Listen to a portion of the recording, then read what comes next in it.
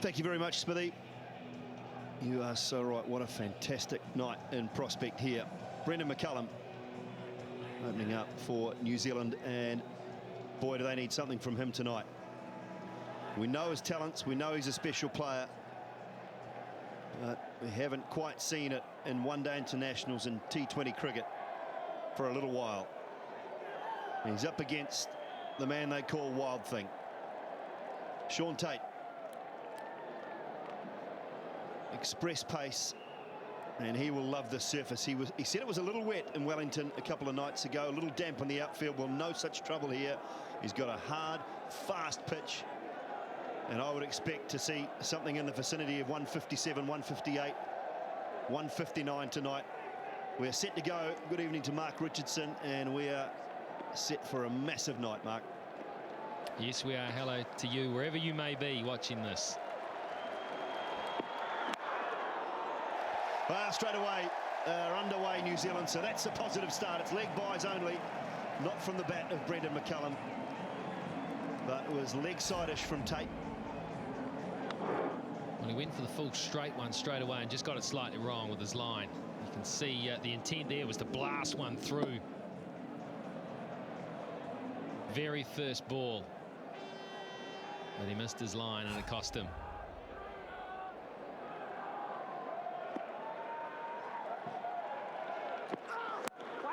Tried it again, fallen straight. I thought there was a little defining moment in the last game, and it came on the second ball of the match. And it was when Tait got one straight past the outside edge of Brendon McCullum, and Brendon McCullum's look was, what was that? He then edged the next one and got out. And it's just a signal that, heck, we know we're going to get something quick here, but that I wasn't ready for. Well, they've had that game now. That one's in the system. Down the wicket, through the covers, 4 runs.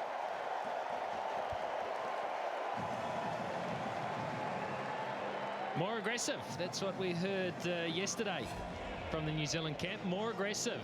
Meet this challenge head on. Third ball, down the wicket, through the covers for 4. That's more aggressive. He certainly was. Well, I'm picking Rigger. I don't know anything at all about fast bowling. This one might be a little shorter, a little more at the helmet. No, he didn't go there. He didn't go there at all. You might have been in trouble there, Simon, if you were ducking then. Backing away, looking to go over third man.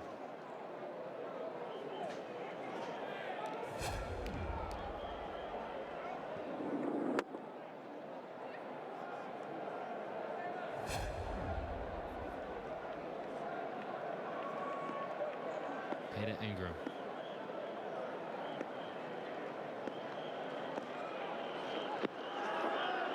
Wow.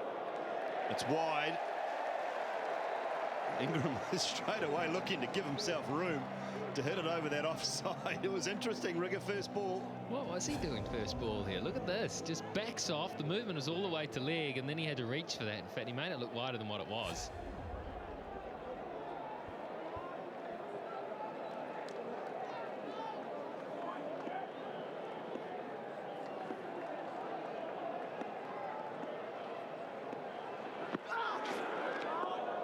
Well, more positive, more aggressive maybe, but you've still got to pick and choose, I think, Rigger. I know it's 2020, and I know that they want to be more aggressive, but this is probably a little over the top, this approach, straight up from Peter Ingram. That's just a wild swing. A dirty slog. I'll put that in the category of, and I know something about those, Rigger. Bowling. Well, there you go. That's the reply. Absolute. Well, that is just awful from Peter Ingram. I've got to say it. Really was. Tait got it right. Ingram got it wrong. New Zealand lose their first. Well, this is just a little embarrassing for the batsman. 2 wild swings and then that.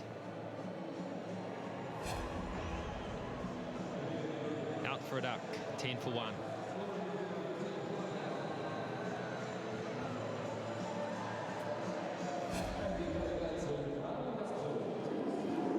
Straight, it was off stump. I mean, look where Ingram's just gone nowhere. It is not a shot befitting, I'm afraid, of a international opening batsman.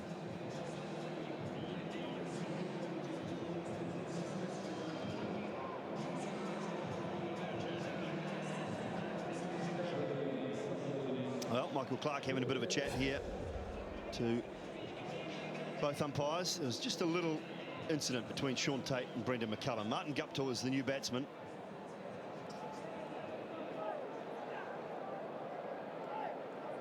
Averages 24, a strike rate of over 100.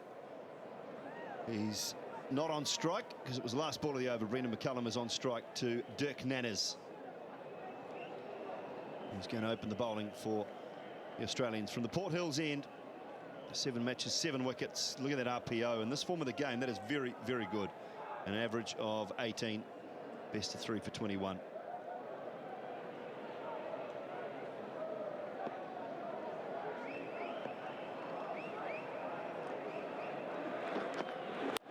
Oh, McCullum goes over, extra cover. That'll be 6. The first one of the innings, right out of the middle of the bat. Nanner's got it wrong, and McCullum was onto it. Wow, what a beauty. What a fantastic piece of batting that is. It's an area where McCullum is so strong. That is just magnificent. Often with McCullum, it only takes one stroke like that to really get him going. The cover's gone out now. So we've got third man in cover. Straight up in the air. Does Haden get an opportunity? No, it's gone over third. Over fine legs, head. Good effort running back. New Zealand will pick up 3. So a bit of luck for Brendon McCullum. Well, I guess you have to call it a drop catch, but it is as hard as they get. I can guarantee you that. When you have to run back and try to take a screamer, a flyer like this, always moving away. He got there. Marvellous job getting there, but just misjudged it right at the end. Ryan Harris. He did get there. It's just so hard. You're running around yourself, going backwards, trying to look back over your head. Not easy. Guptill with his first ball. And a good call from McCullum. Yeah, it's a good single bat. And that's what Guptill needs to do. McCullum is going to be aggressive here, there's no doubt in that. Yeah, he did all that work, he just never got his arms out there to take it. He almost had them in close to his body. If he just extended them just a little bit further, he might have taken that. Tough catch. Yeah, you're right in the fact that it goes down as a drop, but you don't catch them too often, not those. McCullum down the wicket. Struck on the pad, and well, a run-out chance. Clark this time. McCullum back safely.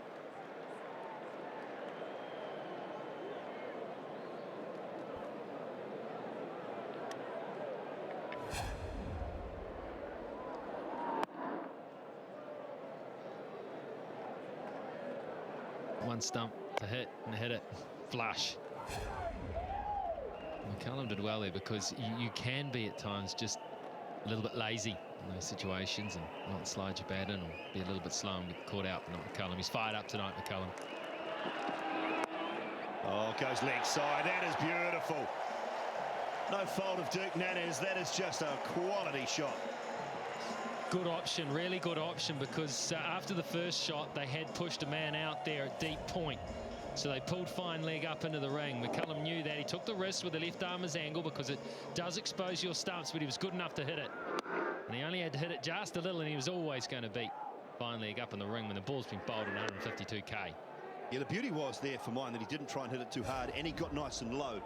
The head was at a height where he could see the ball quite comfortably. Just get enough bat on it. 18 from 8, McCullum. Short from Nanners. That could be wide. No. 24 for 1. Boy, it's all go. It's all go here at the IMI Stadium. New Zealand has come out very, very aggressively here this evening. Felt that they were just a little bit defensive and apprehensive in the first match, completely outplayed. McCullum has come out and he is throwing bat at ball. Ingham tried to, with no success at all.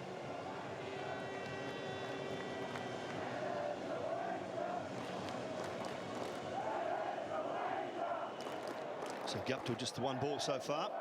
He's on strike to Shaun Tait.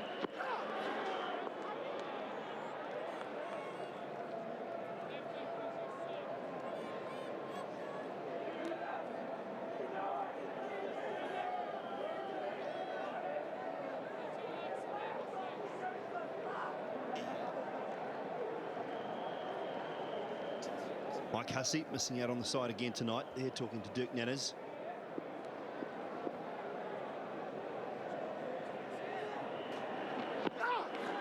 Oh, again, some shape. Some good swing away from the right-hander.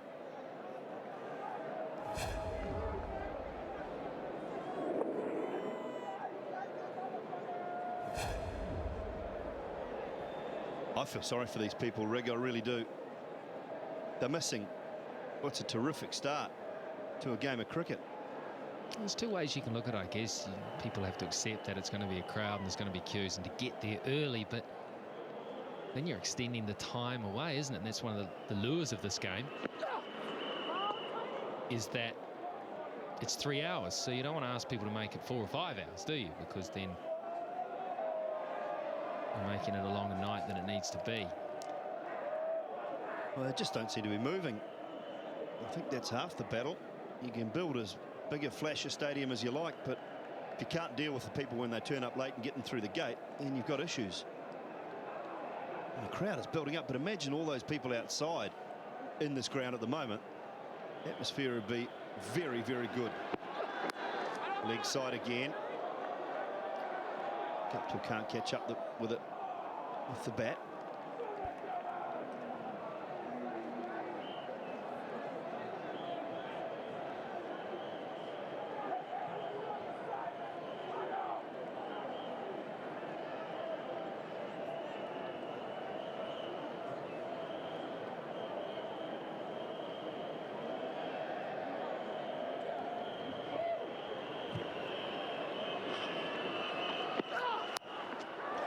Guptill goes over third man and into the boundary for 4.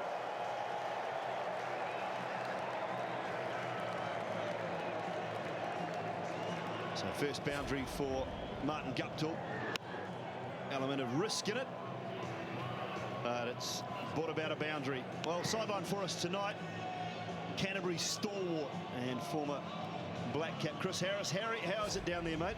Oh, it's great. It's a fantastic atmosphere. I thought I'd just let you know. Spoke to Shaun Tait before the start of the innings, and he said he's looking forward to the hard wicket, but he said the run-ups are a bit soft, so that's perhaps why he's slightly down in pace. Still bowling 150, mind you, but there's a beautiful shot by Martin Guptill, straight back down past Shaun Tait for 4.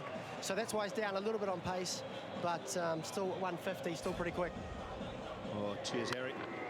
Thank you very much. We look forward to your comments throughout the night. Chris Harris sideline for us. What about that, Rigger? Superb from Guptill. Yep, that is lovely. I saw the one flying off the edge, and with this sort of pace, you only need to beat third man by a yard or 2 and it'll go for 4. And you've also just got to get the middle of the bat on the ball when punching down the ground. Much better start. Much better start, this, by the Black Caps. They look like they mean business. They look like they want to play in this game.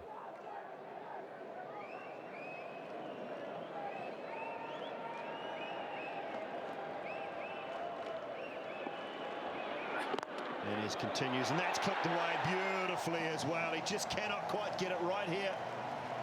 Dirk Nanners, he's trying to bowl one side of the wicket. He's trying to bowl outside off stump and succeeding, but McCullum is just turning him away. The way that McCullum is moving down the wicket and towards the offside, he's creating the opportunity to find that angle. He knows it's going to fly away, and he only needs to beat the man up there, who's up on the ring at fine leg, by a yard will do it. And he'll have no chance. And he also knows it's a very short boundary back there.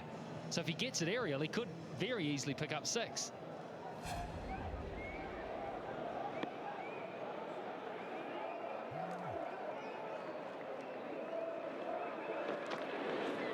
it again. Aggressive, but met with aggression from Dirk Nanners. 153 Ks. Yeah, he's bowling quickly. He's just as fired up as McCullum right now. He is fair charging in.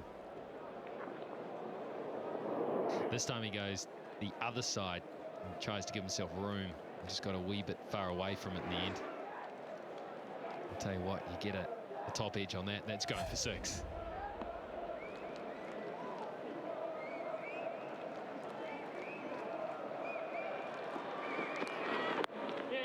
Big side again.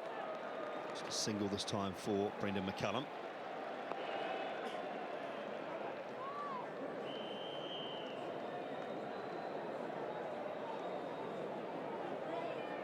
A terrific start for New Zealand, 37 for 1. They've lost Peter Ingram, bowled Shaun Tait. Just 2 deliveries for Ingram. Not 2 he'll put in his highlight reel either.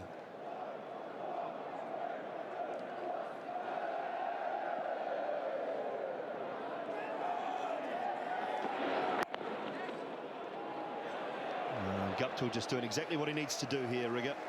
Yeah, that's a couple of good singles by Guptill now, where he's just used soft hands and tried to get the ball to finish nice and close to him so that McCullum can sneak through and get on strike. It's good, sensible stuff. He's a young player, Martin Guptill. And, he appears to have a pretty good head for it.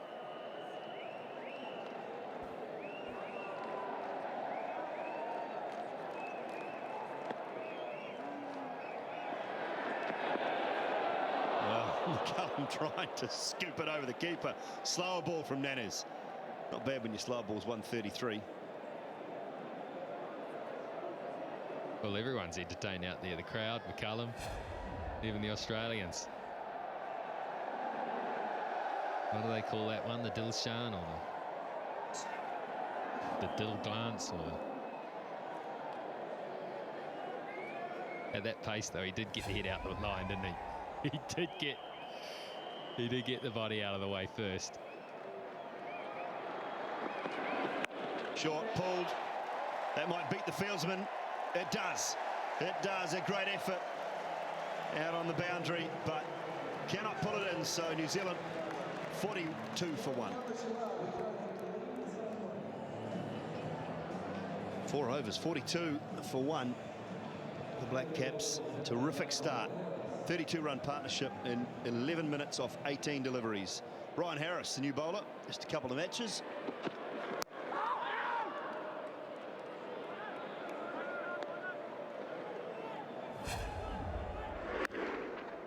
That is just a good old-fashioned pull.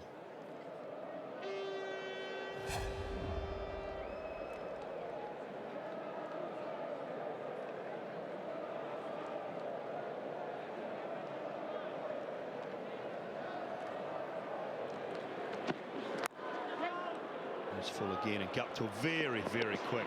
Too quick.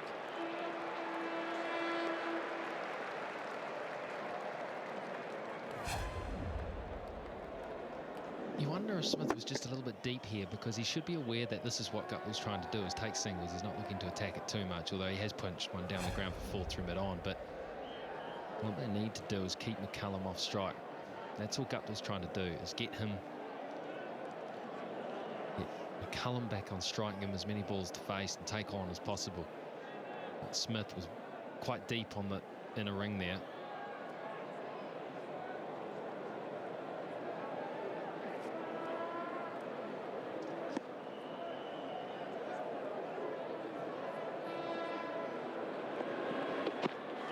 McCullum advances. Looks to go through the covers, but good piece of fielding. All the Australian field on that ring, on the circle. Well, Harris has bowled 3 balls here and they've all been full and straight.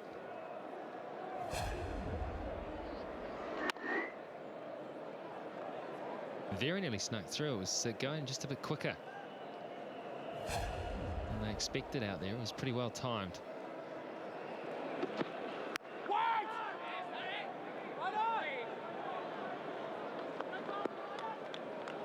Well, it's been a terrific over after the first 4. Lost 42, just 2 runs. Well, he's stuck to basics, hasn't he? I guess in doubt, if in doubt and under fire, go full and straight. Try to go wicket to wicket. Keep things simple.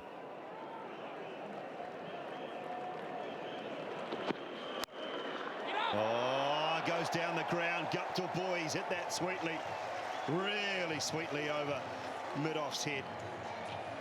Well, that's what saved him. He has hit this so well. Just punched it, but hit it right out of the middle of the bat. There was shouts to catch it. There was some interest because it wasn't hit high. It was nearly a catchable height and then safely over the top, but that was hit absolutely beautifully. Travis Burt at mid-off. Couldn't catch up with it. Goes again. Oh, couldn't quite get a hold of that one. 48 for 1.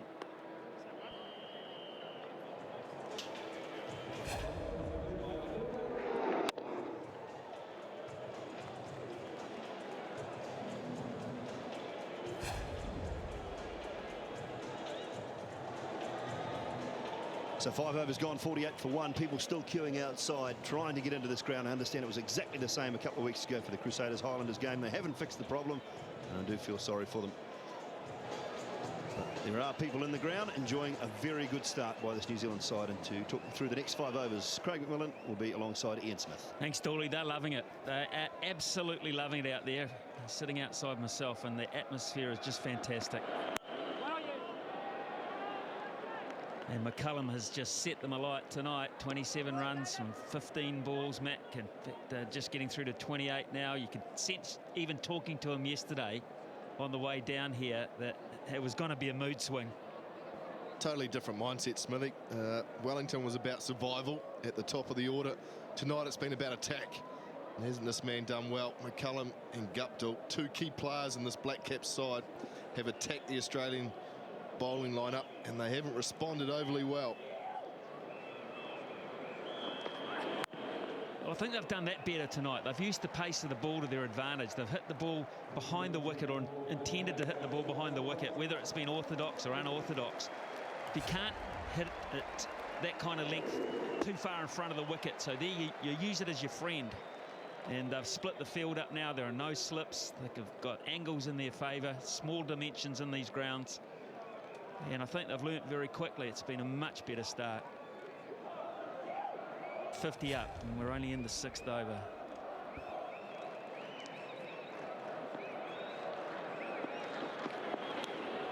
That's brilliant. See, that's brilliant. That's Brendon McCullum. Don't try it at home, folks. Absolutely, kids. Don't try this one at home, because you'll be at the dentist tomorrow morning. And he completely wrong foots Haden here. He's beaten Haden on the left. Look, Haden.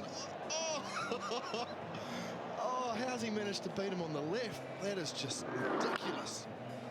Bit of handle, bit of glove. Not orthodox of how to hit a boundary, but take it. Well, Nannis is even he's just quietly impressed about the whole thing. Everyone's having a bit of a laugh. He still is, but in the end, that again is using the pace to your advantage. Trying to hit it in areas they can't defend at 150k.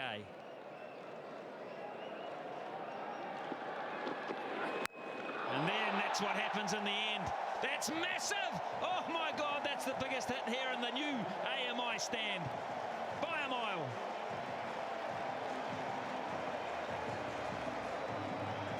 Wow, what a way to christen the Dean stand. Look at McCullum, sits back in the box. And he goes towards the short side, and he got all of that. That's gone a long way. And you won't see a smile on Dirk Nanner's face after this one. It's gone miles back. Well, that's because McCullum's been innovative and trying to use the pace to hit it fine. He has to pitch it up, and that's what happens. My apologies to the Dean's family. Of course, you paid big money for those naming rights. They get a leg by here.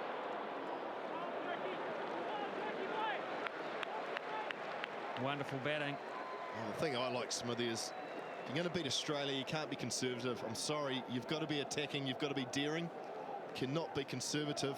And New Zealand haven't tonight. They've gone on the attack from ball 1. And look at this from McCullum.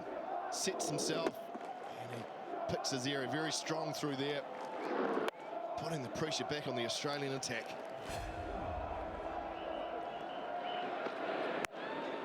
And again, the pace goes down towards third man. So terrific batting this. 61 for 1. Here's Chris Harris with one of his old teammates. Brendon McCullum. Yeah, hi guys, I'm down here with Shaun. Obviously the batters were a bit disappointed after the Wellington game, but obviously what's happening out here tonight is no fluke. It's something you've talked about. Yeah, mate, we've just got to back our ability and our talent and get out there, and it's the sort of game where if you back off the accelerator, then it costs you. So we're going to play aggressively against these guys this summer, and tonight we're doing well. Yeah, I know you've done it, and I know I have bowled to Brendon McCullum in this sort of mood. When he's coming down the wicket, he's moving around the stumps. He's a tough player to bowl to, and obviously he's in great form tonight, and we hope it can continue. Yeah, he's a key player for us, a lot of 2020 experience, and, hopefully he can push on. Be nice if he got 100. Yeah, well, hopefully you won't have to bat tonight, but good luck with the ball, bud. Cheers, mate. Well, he's not looking anywhere near like batting, and that's a good sign. So New Zealand, 62 for 1. These people outside are still queuing up outside. They're actually there in that line to buy tickets.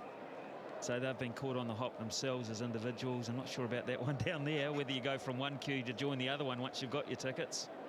Don't know. However, lessons learned all around. Well, this down the ground should be out. Will be out. Yeah.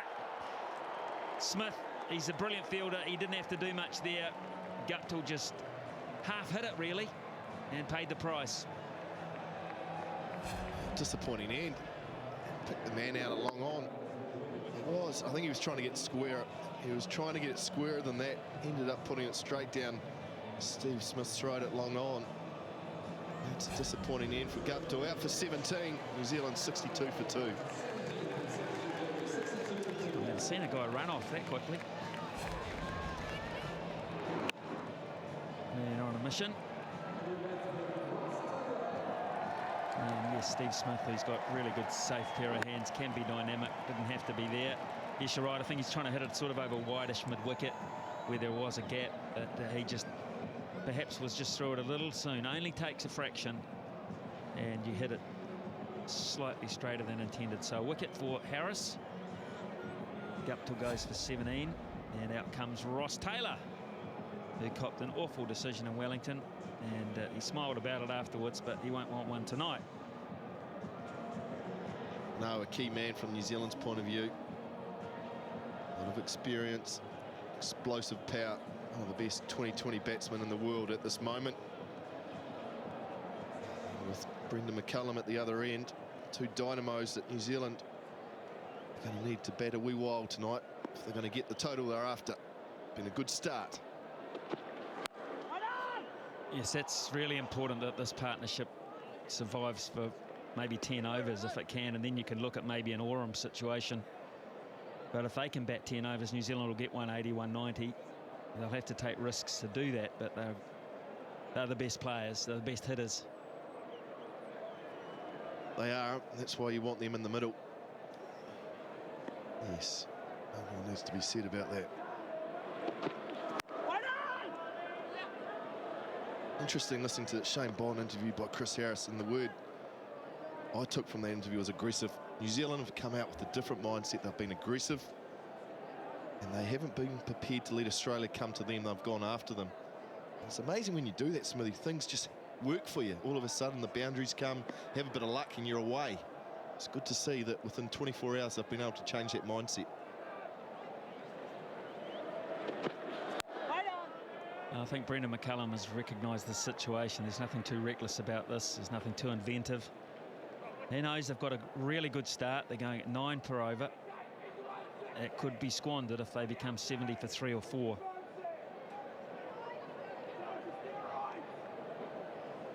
I think New Zealand have also got to be versatile with their batting order. I think they've got to have 3 or 4 guys padded up. Look at a situation. Hopkins is there ready.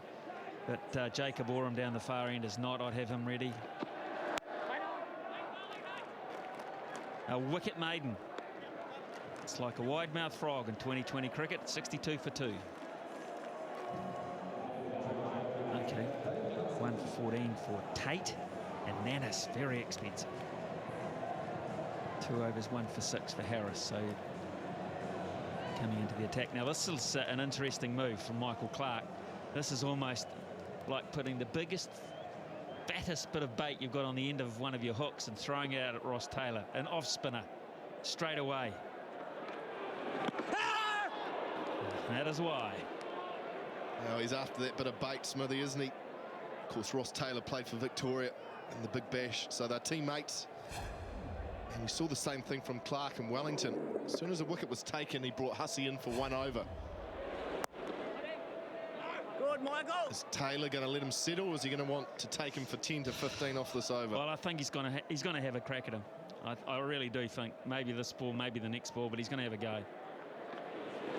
There it is, and I think he's been put down. I think he might have got a little touch on that, and Haden might have given him a life. It was a tough one. I think it was a bottom edge.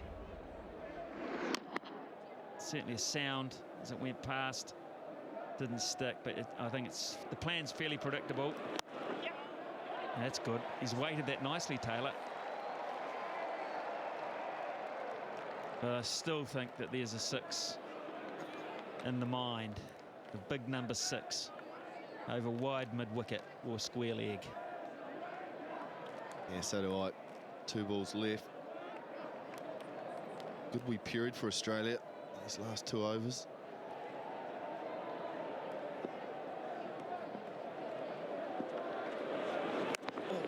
He's trying hard, isn't he, Taylor? Yeah, he just hasn't in sync, and that's, I think, a very good move by Michael Clark, because he didn't get going in Wellington. He wasn't allowed to.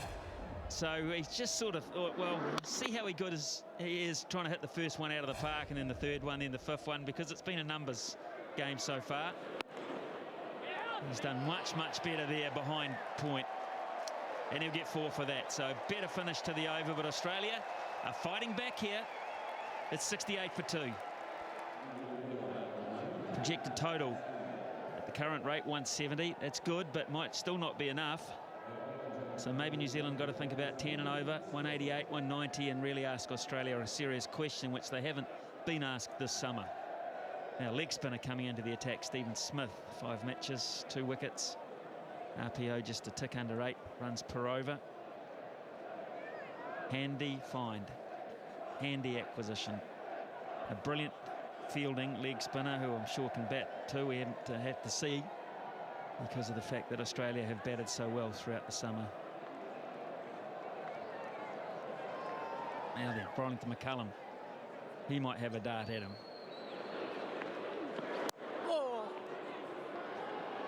Amazing how spinners can come on and be so successful when it's supposed to be a power hitter's game.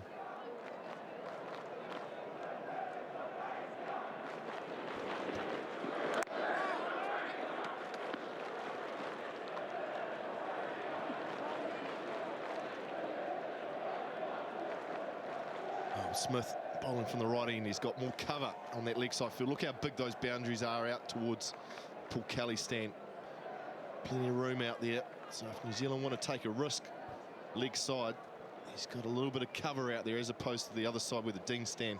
A lot shorter boundary. And they've got 2 men inside the circle. Very fine behind point. They're only 20 metres apart, those guys. Look.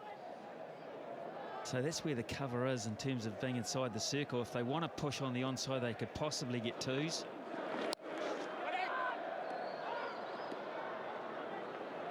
Otherwise, Smith's going to bowl a line which is outside off stump and ask Taylor and McCullum, for that matter, if they want the big numbers, they're going to have to hit against what turn might be there. It's good. Very good from Australia. Momentum's changed in 2 overs just like that. McCullum's had to go into his shell. New batsman Taylor's struggling to get going.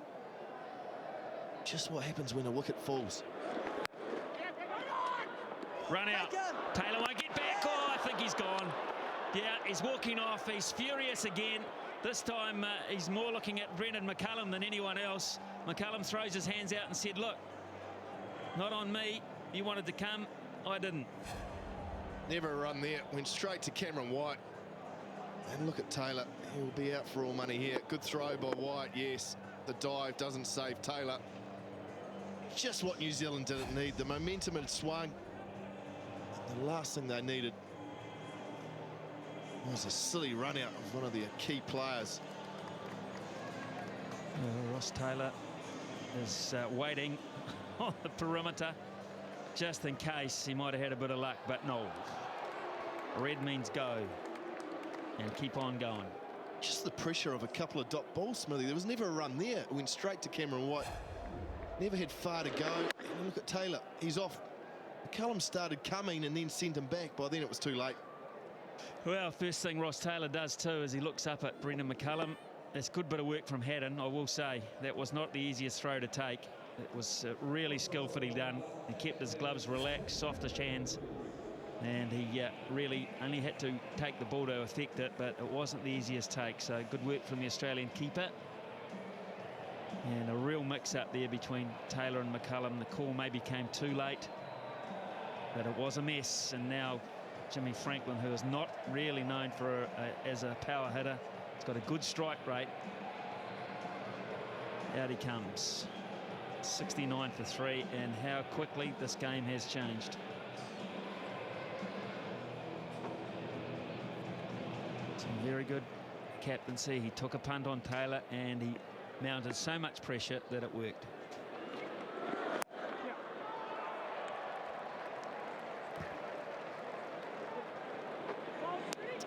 Wicket in the over, courtesy of a run out. 69 for 3. You see this, Cameron White had not a lot to do. It was a great throw because it was so close to the stumps. Taylor's despairing dive was not good enough, and then you can see him having a look at Brendon McCullum to say, I needed an earlier call. I needed you to send me back a little bit earlier than that. He's very quick, Taylor, but he just committed himself too far. Maybe the call was a touch late. But on hitting the ball, Smithy, there was never a run there. Hit it too hard, Matt. You hit it too hard. I think you're right. I think you just hit it too well to a guy to his right. A good thrower, good fielder. So now Hussey will stay in the attack because Taylor's gone. And he'll also bowl to a left-hander in Franklin. Yes, Huss.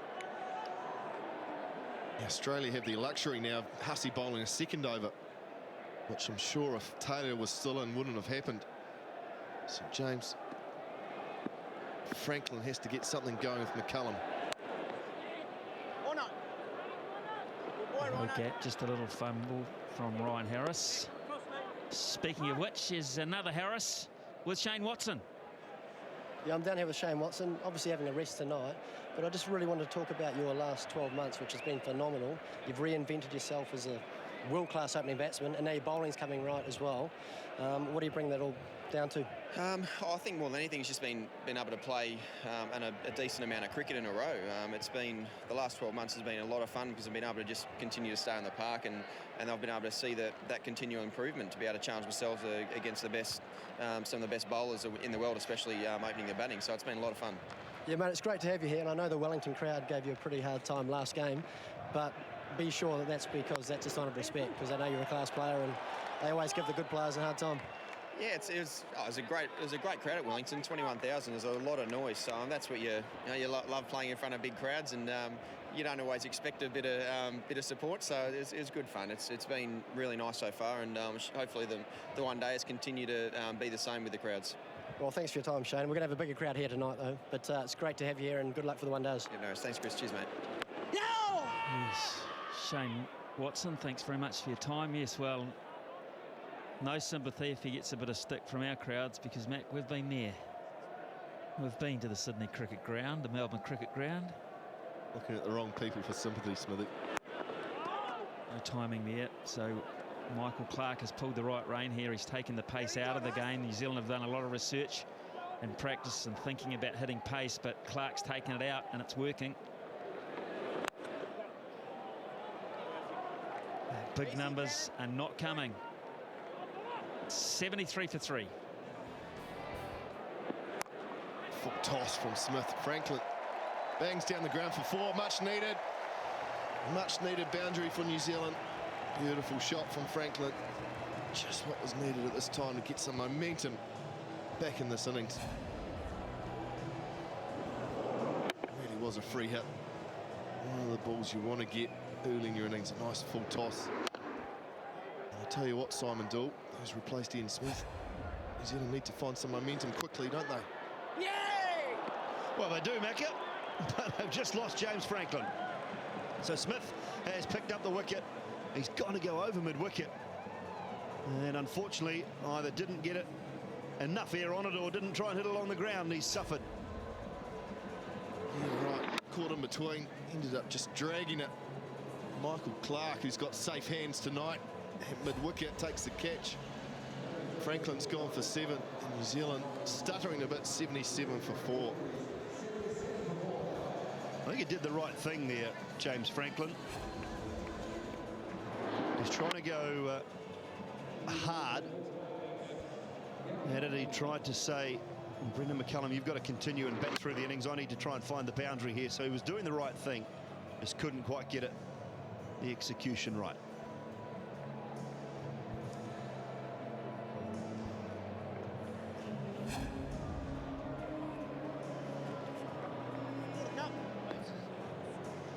Gareth Hopkins, new man to the crease. Another important role tonight.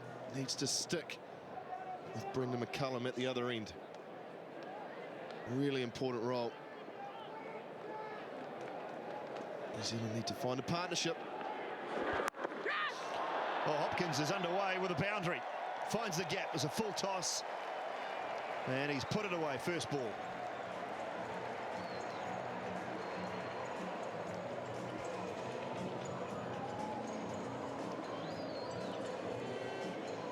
Lovely way to get underway. Full toss from Smith. Second one on the over. And the second time it's been dispatched for 4. Shorter this time and offside. Nicely timed too from Gareth Hopkins, but it's such a short boundary. Very difficult to run any twos out in that area. Well, Dooley, Brendon McCullum's faced 3 of the last 20 balls in this innings. And that's why New Zealand have started to stutter. He's the man in form, 40 off 26. He needs to be taking most of the strike. And the batsmen that have come in haven't been feeding it to him. And that's caused problems for New Zealand. Yeah, and you know, I've got to say that Ross Taylor's got to take some of that responsibility. 4 big hoys to the leg side when all he should have been doing was getting himself in, just playing, taking singles. It just made no sense at all, Ross Taylor's innings tonight. And I know it was a shame to be run out the way he was, but it was just, it was nonsensical for mine. Unfortunately, it just wasn't a lot of thought. Another single for Gareth Hopkins. He'll keep the strike, but 11 runs off that over. It's 84 for 4. New bowler, Daniel Christian. 3 matches, couple of wickets for him. APO of 8.5 and over. Well, New Zealand will need to take him for that and some. Need to build a partnership. Get some momentum back. They had it all in the first 4 overs. They were 42 after 4 overs, New Zealand. So they've scored 42 in 7 overs since then, at exactly 6 and over. Cut away. And that is the strength of Gareth Hopkins. It is exactly where he loves to play the ball. Both sides of the wicket, behind point. Yeah, so strong in this area, Dooley. Saw it the other night in Wellington. This time he just gets underneath it, uppercuts it over point for 4. Too much width from Christian. Hopkins a short, stocky keeper, very difficult to bowl to. Bowls it, hits the ball in some difficult areas. Might be the key man for a partnership here with McCullum. He goes fine this time. Might pick up a couple. No, he won't take on the arm of Shaun Tait. Probably a pretty good move too.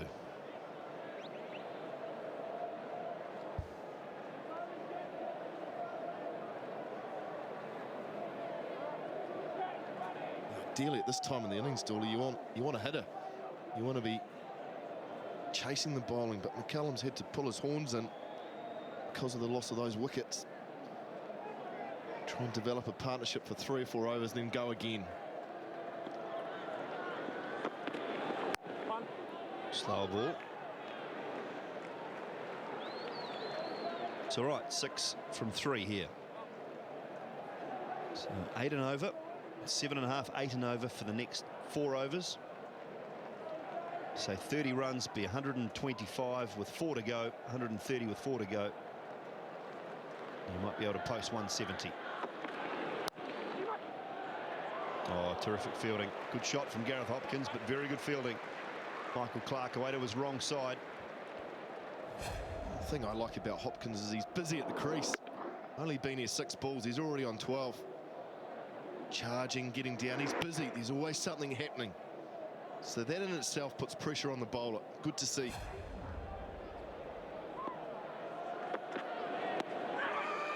Big appeal. That's leg buys. It'll be a couple at least. It'll be 4. It's gone away very fine for 4. I didn't think that was a bad shout, Macca. We'll need to have another look at it. But gee, it didn't look too bad for mine first up. Well, he shuffled right across the stumps. Look how far across he is. And I tell you what, Simon, ooh, I don't know what that's missing. Very close. It's not going over top, is it?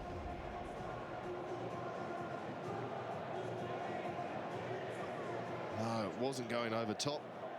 And that's the trouble that can happen when you go too far across. McCullum has to be careful with that.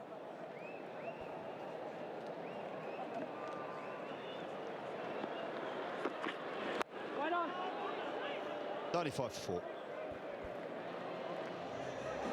So 12 overs gone.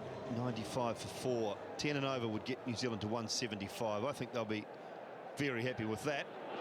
Smith continues. McCullum calls. It's a chance at the bowler's end, but a direct hit was needed.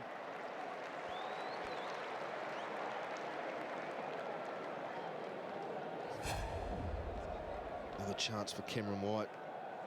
Oh, good dive by Hopkins. Really was. 2 wicket keepers in Dawley. Similar stature. Busy players. Straight and hard.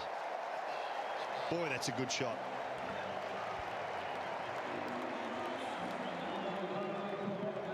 $100 up for New Zealand.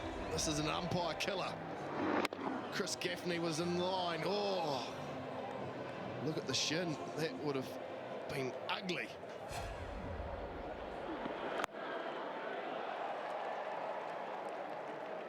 So single down to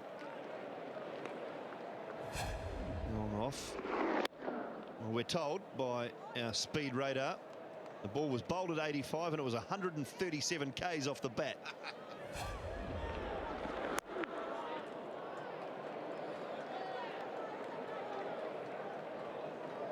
Yeah, Gaffney thought he was in trouble for a second.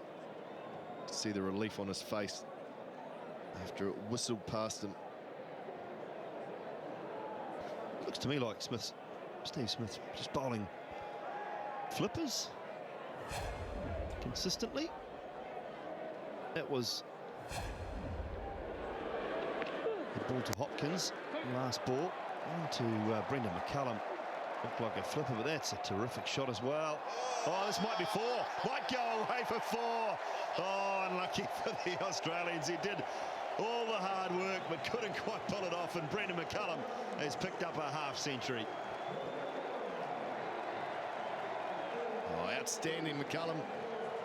33 balls, 51. He picked the gap. Big gaps out on the leg side. Didn't have enough on it to go for 4, but Travis Burt raced around. Oh, he slipped as well. So he's probably only going to get 2.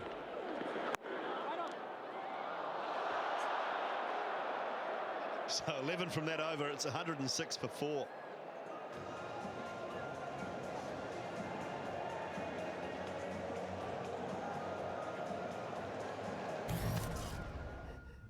Well, it has been a sensational innings from McCullum. Started with 6 over cover from Nannis. And then he played his little lap sweep shot.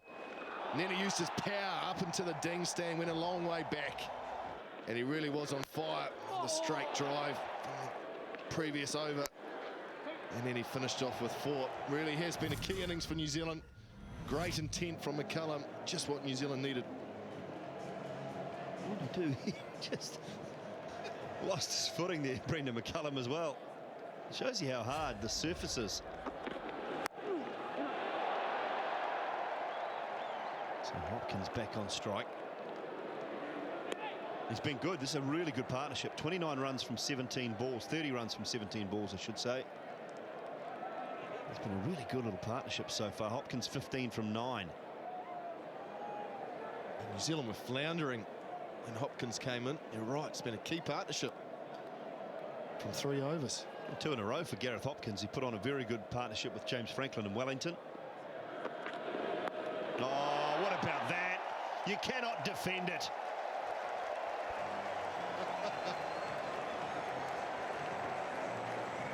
Well, Dan Christian did everything right here. He bowled it wide of off stump. He saw McCullum. And look at the way he's reversed it over top of Haden. Where can you bowl to this man? That's just crazy. Can't put a fielder down there. Oh.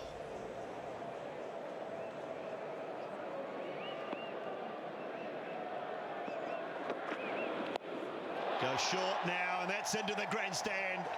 Into the Dean's stand for half a dozen. Well, Christian, he's got to find an answer here. 11 from 3. Oh, he goes funky, then he goes brutal. Gets it a touch short. He goes to that shorter boundary and swings it up into the Dean stand. Can't bowl there to McCullum in this sort of mood. Got to hit the block, old son, or you're going to go the distance.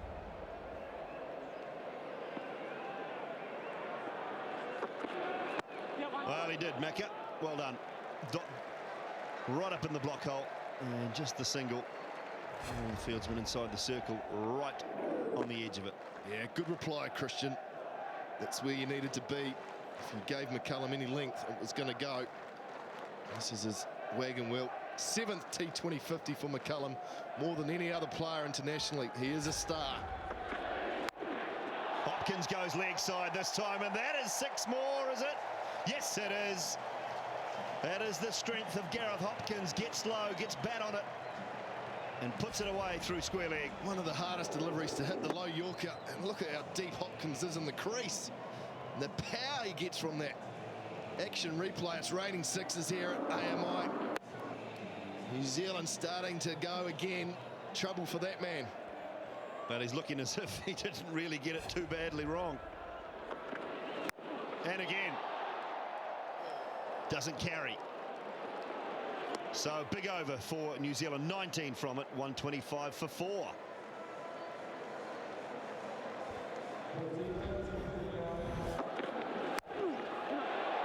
Well, this is the last over. Ball by ball. There we go. McCullum getting funky. Next ball, we got brutal. Went for 6. Swung it up high into the Dean stand.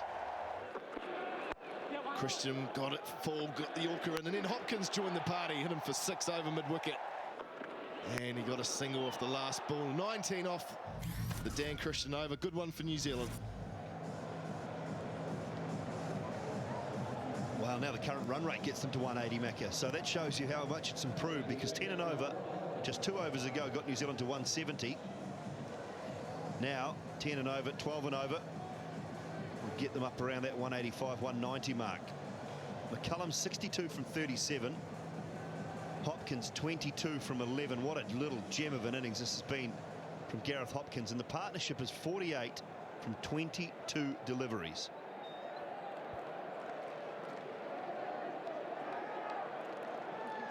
They bring back Harris. 2 overs, 1 for 6. He's been outstanding. Going to be a key battle, this one. Oh, gets it away. Don't worry about the battle. Hopkins is here. He's up for it. 50 partnership. Well, Hopkins is loving the battle. Look at this. Gets a hint of width, and the power from a small man behind point. So strong, square of the wicket. It really is. Australia have to get full and straight to him, and they have to do it quickly, or they're going to lose control of this match. He's going to go. Gareth Hopkins has a chance, and they miss. I believe that might have been out. Steve Smith couldn't hit. Yeah, I think this is out. Smith, a very quick, good fielder, and it is out, even with the Hopkins dive.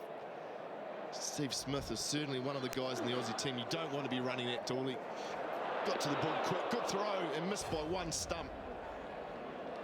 But that's the pressure the Kiwis are putting on them. Good to see. Oh, it's very, very good.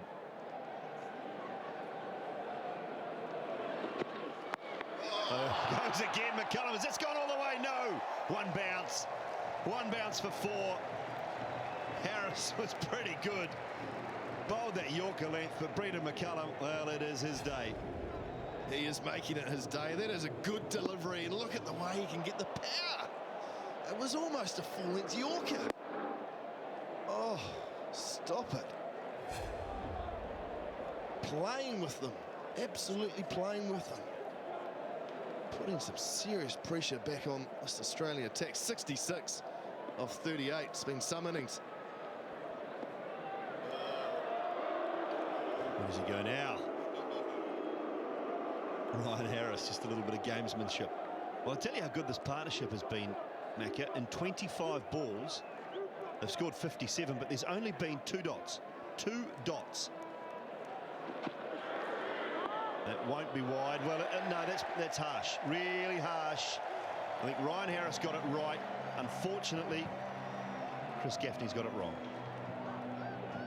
Well, McCullum gave himself a lot of room outside leg stump. Yeah, you're probably right, Dooley. I think you're right. Harris deserves inside that white line. It's hard enough as it is, being a bowler at times. You've got to give him that. But New Zealand will take it. New Zealand will take it. What will McCullum do now? Goes to cover, hits it very hard. David Warner cuts it off very well.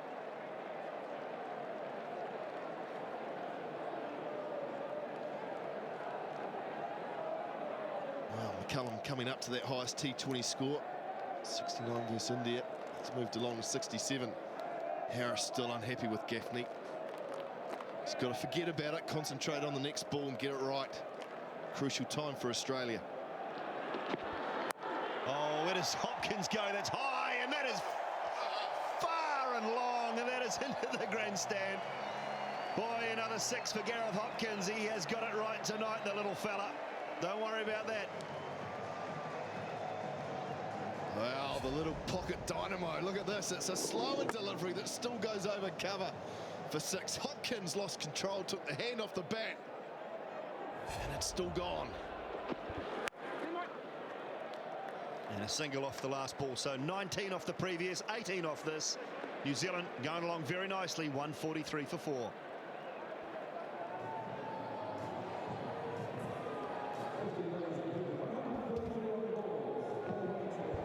Superb little partnership, 66 now.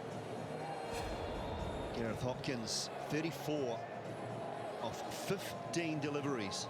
Strike rate of 227. You couple that with McCullum's strike rate of 172.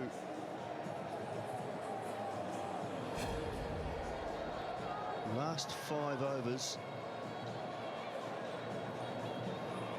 14 runs in over. 70 for 1 in the last 5. So New Zealand flying along here. And to take you through the last 5 overs, Mark Richardson is with Ian Smith. Thanks, Simon. And here's Nannis back too. Oh, that's nicely placed. Not too many opportunities for 2s on this ground. Good running, good hustling. Well, this is something Australia haven't tasted too much this summer. It's called pressure, and it's been exerted upon them by a couple of little wicket keepers. Going hell for leather.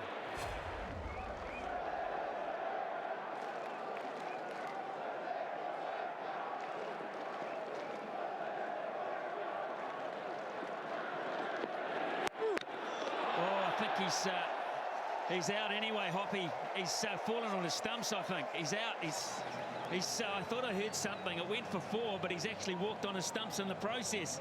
Can anything else happen? Oh, how disappointing for him. He got it away. This is exactly what he was looking for. He just forgot where he was. Just swing it, yeah, and that back foot just came round. Nana's lost his footing as well. Really good little knock from Gareth Hopkins. That's why he is in this team. 36, he's out for 145 for 5. The perfect time for one Jacob Oram to walk out. And he was so far back in his stance, so far back in his crease, that as soon as he swiveled, he was in big trouble. The only chance he had was to swivel his leg over the top of the stumps. Instead, the heel just goes straight back through everything. And he looked down. He knew he'd got what he wanted. He knew he wanted to get it over the top of Haden. He did that. That was perfect. That part wasn't. We get the feeling that he was expecting a straight full one. That's why he was getting back to get the leverage to get underneath it. Then he got a shorter one, and that's where he got in trouble, because from that position, well, you just can't swivel. Well, that's going to happen. It took Australia quite some time to work out that had happened. Brad Haden was just looking down at the boundary for Lord, and all of a sudden he turned around and he spied Hopkins walking off. I think they wondered why. He knew. You know, Jacob Oram, immensely strong, immensely powerful. And where's he going to hit Nannes? Where is he going to try to hit Nannes? The history says that Jacob Oram will try and free his front leg, his right leg, and that means probably going outside leg stump. We'll see how he starts. Conservative there. They'll push for two. They won't get it. McCullum has been outstanding to bat through this period. He has. Basically, from his first ball he's taken the game to then, there was so much talk about being more aggressive. Well, he's been brilliant. You underrate some of these players in this Black Caps team at your peril.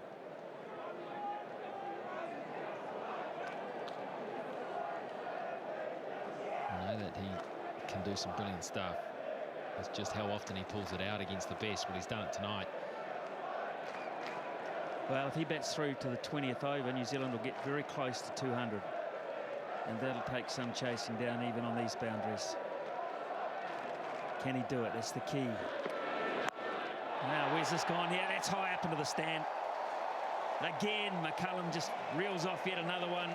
It's the highest score for a New Zealander in 2020 cricket. He held the record himself with 69 not out against India in Wellington last year. But he surpassed that with some brilliance tonight. Well, I think this is the wrong approach from Nannes as well, because he's seen it so well, and that is the shortest boundary. You can't protect that boundary. He's just got to get a little bit of bat on it and edge anything, and it will fly, especially the pace that Nannes bowls. I think he's got to be full, and he's got to be around about middle and leg.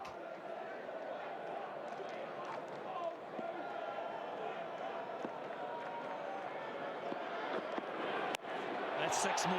That's beautifully timed. He absolutely pummeled that. Well, it was full and it was around about middle and leg, so maybe that option's wrong as well. Bad theory, Mark. Bad theory.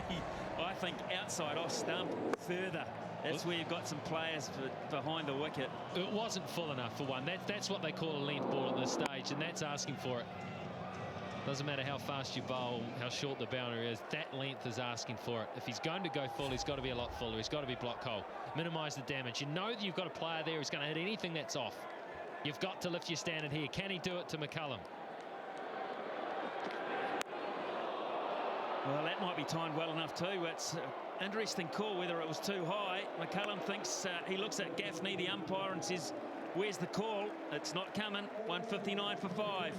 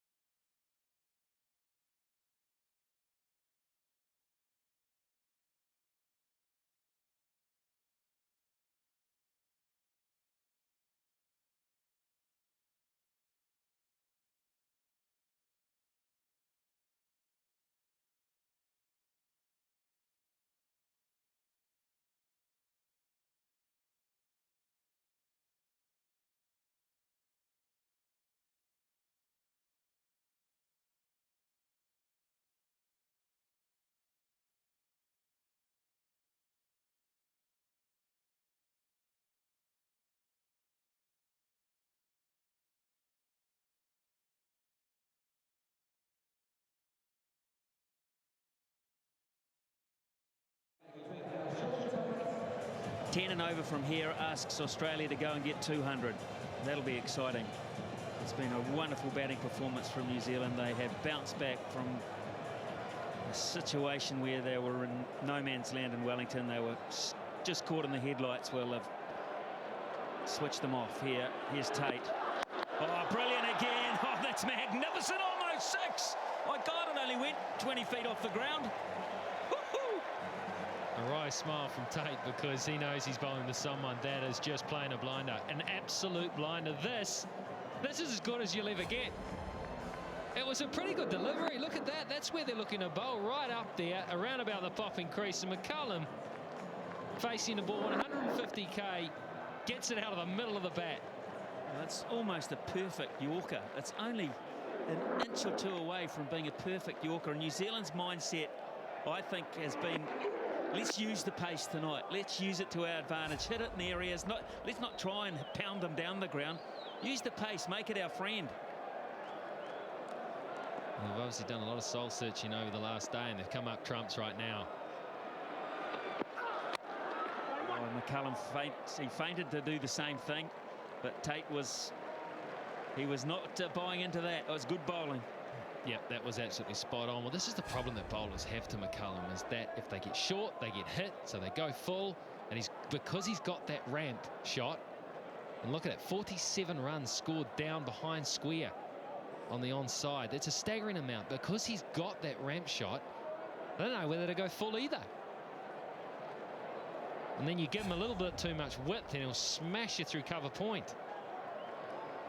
Now what can Oram do? This is what he's here to do, provide the icing late.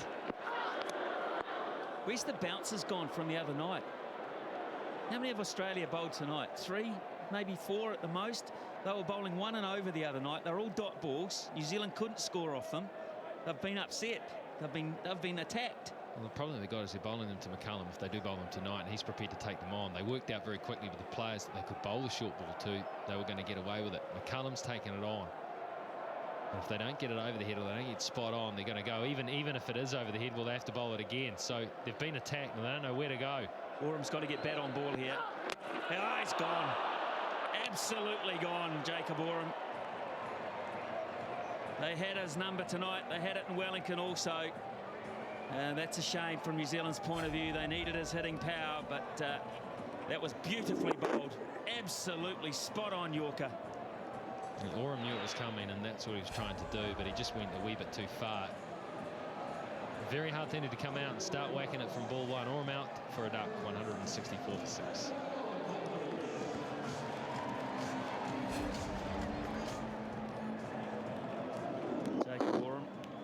Absolutely got everything out of the way of that one.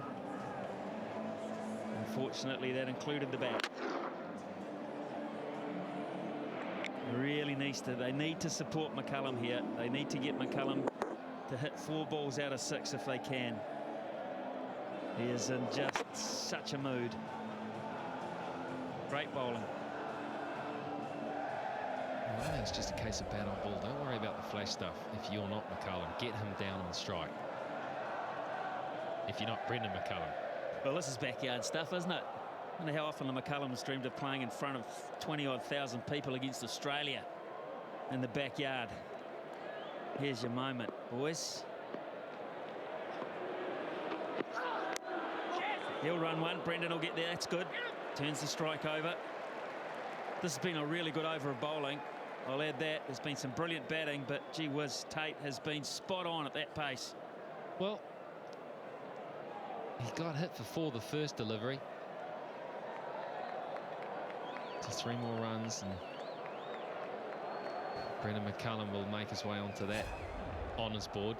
Yeah, well, he's kept it simple this over. Yes, he went for 4 the full one, which was an absolutely superb shot, a freakish stroke from McCullum, but he kept it simple. He went full and straight. Because of that, odds are you might actually get away with a good over. It's been good, intelligent stuff from Tait. Oh, slower ball. No, they won't pinch one. I was going to say they might get one on the throw back from Tait, but no. So a really good over of bowling that. You've got to take your hat off at that kind of pace with a slower ball. 165 for 6. Right then, 3 overs to go. 18 deliveries. Ryan Harris with the ball in hand. Nathan McCullum on strike. He just needs to find a single early in the over. Nothing fancy. And Brendon McCullum was very disappointed. He was looking for a single the last ball. Just didn't get it. Good over from Tait. Can Nathan McCullum bring Brendon back on strike? Gonna have to go. Clark will throw.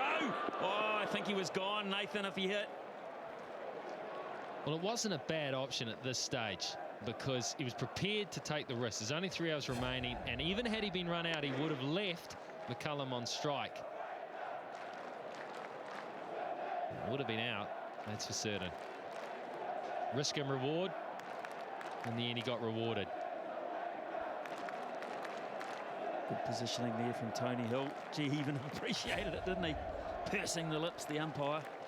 Now then, Brendon McCullum just lost the strike. Has he lost the momentum?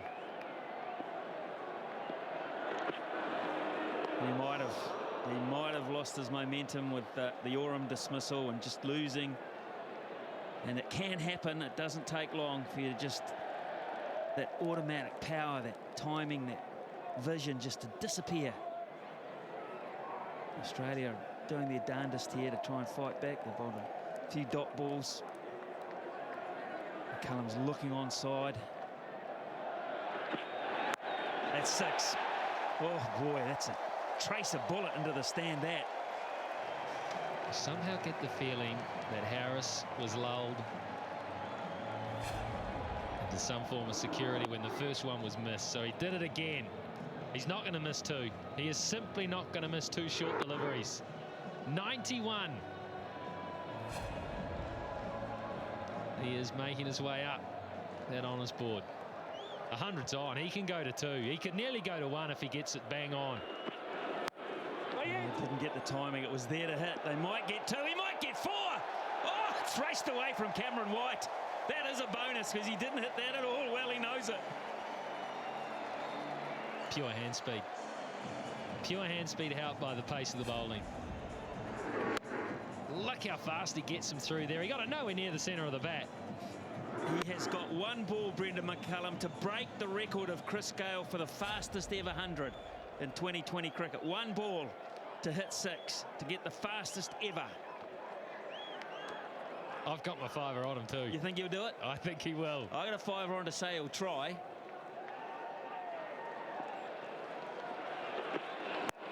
Oh, it's going to go down the ground for 4. He's going to miss out on the fastest 100, but he goes to 99. They're loving it everywhere. Beautiful batting. Oh, so close. So close, but this was brilliant. This wasn't far. He just played a good old-fashioned cricket stroke to this. A straight drive, straight back over the back of the bowler's head. Brilliant. Just take 1, son. It's 1 ball to go in the over. Look at that. How good is this? Look at Mark Greatbatch. He's pumped. It's like the old days. Just take 1, get the strike back. Australia recognise that. Michael Clark's got them in a bit closer. Everyone's on their feet. The crowd's going nuts here. Just get 1. Yes, what a 100. What a 100 that is. Just stay there and acknowledge everybody. Woohoo! As he enjoyed that. You don't often see that degree of animation out of Brendon McCullum after everything that happened, after they waited so long for Australia to come to these shores. The marquee tour here in New Zealand, and what happened in the first game? He was out in the first over. That's why this means so much. It's been a brilliant display, but I think there's a lot of emotion inside that man right now, and they've been treated here as well. They've turned out in force here in Christchurch. They've been starved of this sort of cricket, and Brendon McCullum has repaid them and rewarded them. And that equals Chris Gale as the fastest ever 2020 International 100. How good. How good. And even if you had to wait outside to get in, I hope you're in by now, because you've seen one of the great ones, and it isn't finished yet. 2 overs of batting to come. Well, the highest score's on here. 117, I think, is the highest score in 2020 internationals. There it is, Chris Gale. That is on. That is seriously on. 2 overs. Australia might have to go get 200, folks. Here's Tait to have another say about that. Oh, this could be 6. It is 6. It's 15 yards over the top. Incredible stuff. That's using the pace to your advantage when your eye is at its very best. How do you do this? Look at that, find him. He saw it coming. He had to throw everything, get everything out of the way. There was a bit of preservation in that too. It's staggering. It's absolutely staggering. Oh, look, I said it before, there's dentists all around New Zealand, around the world, rubbing their hands together here because there's people going to try this in twilight cricket, club cricket, mercantile cricket, and it ain't going to work for them. You got to admire that every now and then you get beaten to the punch, and Tait, I think, does that. Oh, thrash square, another single. Oh, McCullum, Brendon McCullum.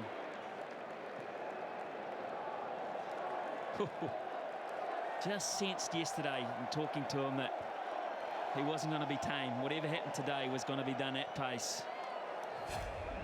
Just the way that they came out. Look at the boundary scored behind square on the leg side. And the ones that are very fine on the leg side, they're not inside edges or French carts. They're purposefully hit there. He got underway with that big 75-metre one over cover. Well, there's a one-day series coming, folks. Get your tickets because this is terrific stuff. You don't want to miss it. All around New Zealand. That's wide. That's very wide. They're going to run one too. Oh, and he's missed. There could be extras. No. It's all on. Australia. No one's come at them like this summer. I'll tell you what, just for a minute, I think Tait may have had a frog in his throat, because when he let that go, he very nearly threw that for overthrows the whole way. It's a no ball too.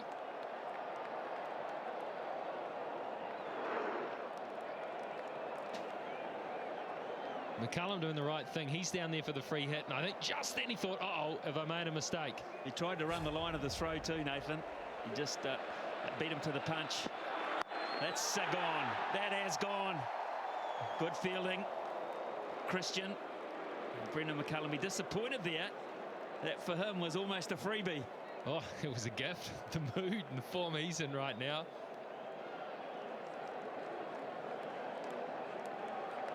$192 for 6 and still 10 deliveries. Brilliant. Absolutely brilliant.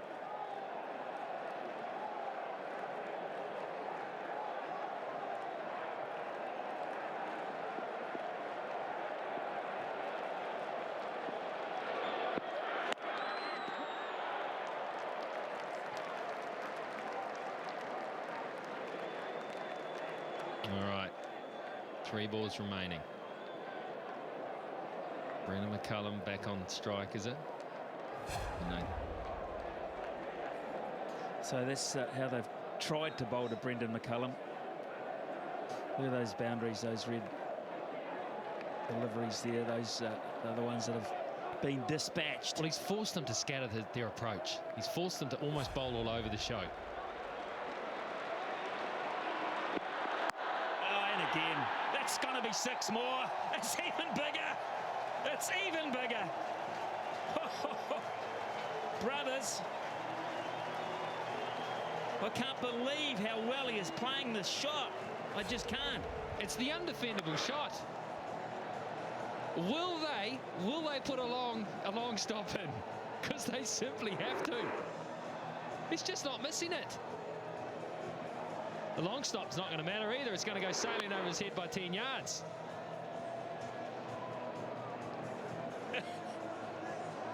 That is 155k too, folks, by the way. That's why it's going all the way for 6, because the pace is New Zealand's friend tonight. It's not its enemy. 114. He's one blow away from the biggest, the greatest of all time. Cranking it out to cover it. He'll keep the strike. What an over. Another ball to come. In fact, because there's been a no ball and a wide in this over. That's brilliant. It's cleared it by 20 yards.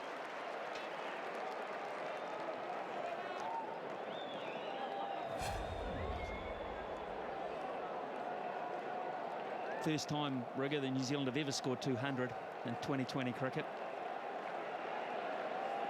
No singles, 4s or 6s. It's wide. They've come at Tait tonight, and he hasn't had all the answers.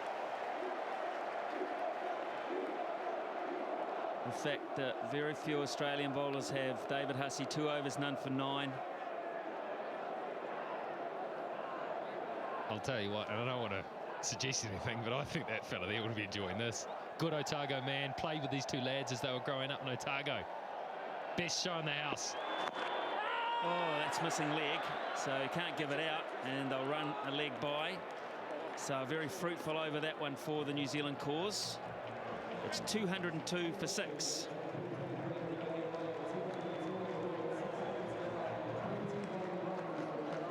So Brendon McCullum is just 3 runs away from knocking over one of the very best hitters in the game, and Chris Gale, Johannesburg. Some wonderful fast scoring hitters on that board. Nice totals. New Zealand quite got onto that list yet, but they can sneak on with a big over here. They're 202 for 6. And the last over is going to be bowled by David Hussey, taking the pace out of the game all of a sudden. Michael Clark. Well, who would have thought it? Tait's bowled us 4 overs for 40. Nanas, 4 overs for 51. That's good. That's just what they require, just the single. Now then, Brendon McCullum, have you got the energy left to hit it out of the park? David Hussey's kind of thinking that you might. He's going to go round the wicket to change the angle, so it's harder for McCullum to hit and try and push it wider of off stump, where he's got a little bit of cover behind square on the offside. 2 men there. So he's going to say to McCullum, you've got to hit against the angle as well. I'm not bowling it into your arc, I'm bowling it away from it.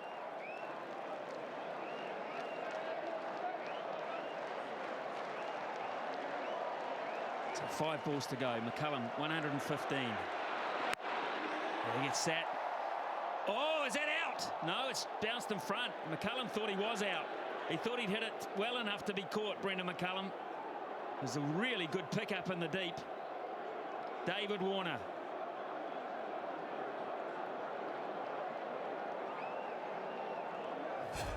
It was a courageous pickup in the deep. To actually keep moving forwards here. It's beautifully picked up.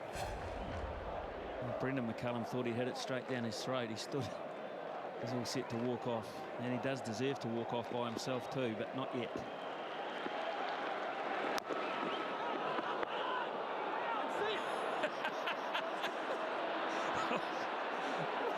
What else can happen? Good morning. That's brilliant. They might make an ad out of this.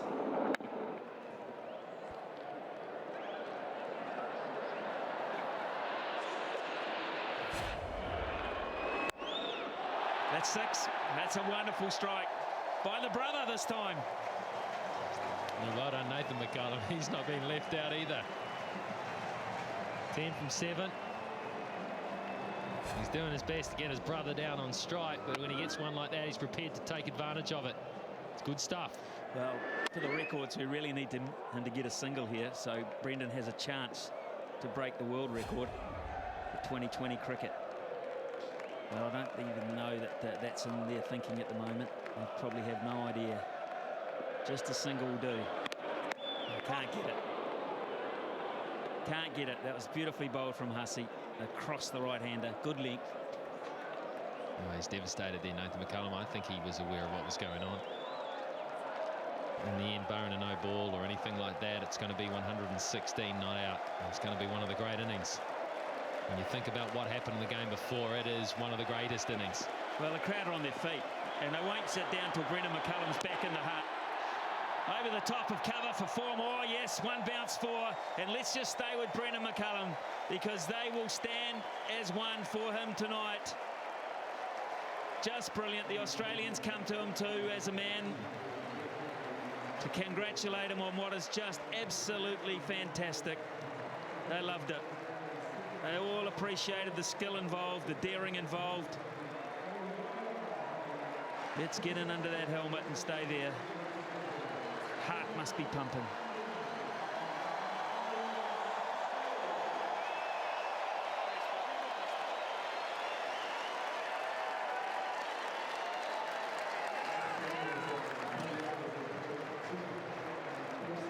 50 partnership too, we might add, between the brothers.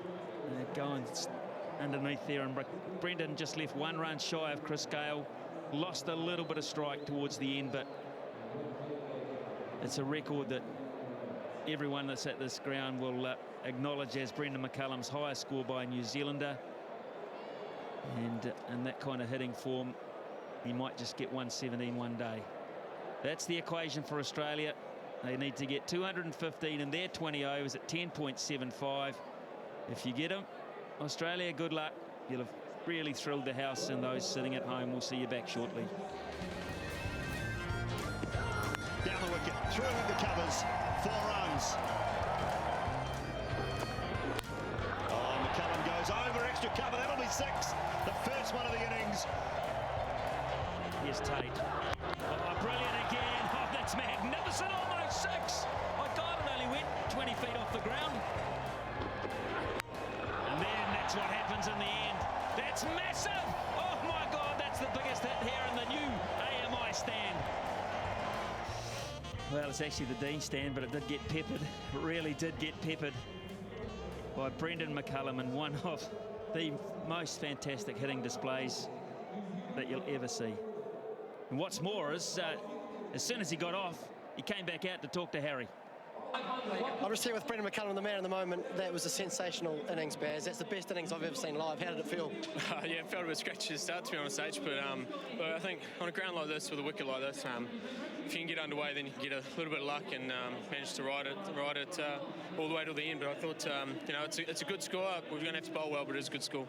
On behalf of me and everyone here and everyone that's watching tonight, mate, that was sensational. It was great to watch. We hope that you've got enough. I reckon we should change that shot from the Shaun to the McCullum. Not so sure. Thanks, Alex. Cheers, mate. Mate, have you ever hit it that well for so long? Well, not for a couple of years, but yeah, I mean, that was pretty special, and to do it against such a good attack as well. Great to watch. Good luck, mate. Thanks, H. Cheers. Well, Brendon McCullum's had a great night so far, and so have the crowd. And one bloke in the crowd has just won $5,000 for taking this catch. He took 3 in a row, 5,000 on it, folks, catching a tennis ball, 5 grand. Oh, yes. Absolutely brilliant. They're all over him as well. 5 grand. It's just been one of those nights, I tell you, they queued out the gates for a long time, but now that they're all in, they're not missing a beat. 116 not out for Brendon McCullum. Gut till 17. That was a good little partnership. And then Gareth Hopkins and McCullum, they set the world alight with a partnership of 68. Mark Richardson, how about these highlights? They're aggressive from ball 1. Ingram missed out. He had a couple of big swings and then got a full and straight one, and he missed that. So things look like they might continue to go Australia's way, but Brendon McCullum had other ideas. They say often it takes one good blow. That was the way he got started. Then he started moving around the crease. Guptill joined him. McCullum was simply brilliant. You could see he was just a fire. He was up for the challenge. He spoke about being more aggressive, and he was. Guptill played some nice strokes as well. That was the first of the ramps. That was a strange one. It completely sold Haden, and how's that for a hit? That went like a rocket launcher. Guptill hold out. Just didn't quite hit it as he would have liked. Was trying to get it square. Tait never really got going, and in the end, pressure showed, and he ended the ran himself out. A real mix-up there. He was trying to get the ball away, couldn't find the gap. His slog sweep wasn't working for him. It didn't matter because wickets were falling, but it really didn't matter because the other end was the pocket dynamo going absolutely magnificently. He was joined by Hopkins. Together they put on 68 in no time at all. And Hopkins showing just why he has been selected in this team. And he combined really well with Brendon McCullum. He went past 50, and then he unleashed. They started getting more and more of these strokes out. They bowled short, he put them away. They bowled full, Hopkins put them away as well. He hit that very hard. Both of them like to use the pace, and this is something that they would have spoken about in volumes over the last day. Somehow he one-handed that one into the stand. He was a little unlucky here. That was what he was looking for, but he was looking for a fuller ball. In the end, he got a shorter ball and trod on the stumps. He hit it for 4, but McCullum continued. of a sudden, Tait, Nanas. Well, Tait, I thought, bowled pretty good length, but he was just bowling to a brilliant player, or never really got started. Nanas, in particular, completely lost his length under pressure and was taken. He bowled 4 overs for 51. Harris had a go. He didn't bowl the Yorkers, so got put into the stand. It was all great fun. They turned out in force here at the AMI Stadium, and they were rewarded by one of the great hundreds of all time. Equalled the record for the fastest 100. In the end, was one shy of the biggest 100 in 2020 international history. And Nathan McCullum got in on the act too. The night so far belongs to Brendon McCullum.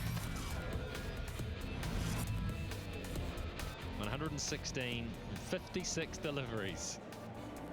There's been some great innings played on this ground.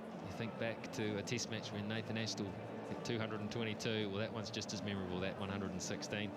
The bowling, well, tale of 2 games. Tait, 4 overs for 40. Nanas, 4 overs for 51. The destroyers, the people that were apparently too quick for these black cap players. Well, not the case. The thinking's been done. Harris, the other quick bowler, who bowls up round 150. He went for 40 as well. It was the slower bowlers that were spared, but still they went for 7 and 8 apiece, and Hussey and Smith.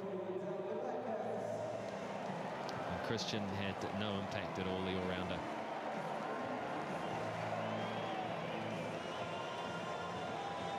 If Australia is going to chase this down, they are going to have to be at their very best. They know they have the potential to do so, but they have to go up 10.75.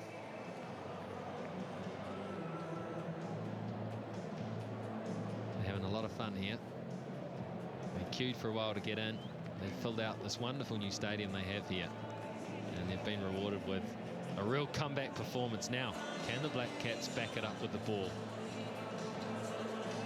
Will David Warner get on the act? He missed out somewhat, scored 19 in the first game, showed glimpses in this country of just what he's capable of doing. He's yet to have a real top performance against the Black Caps, as this is night. If it is, I think we're in for a cracking night. Shane Bond, who troubled them, is a key man here.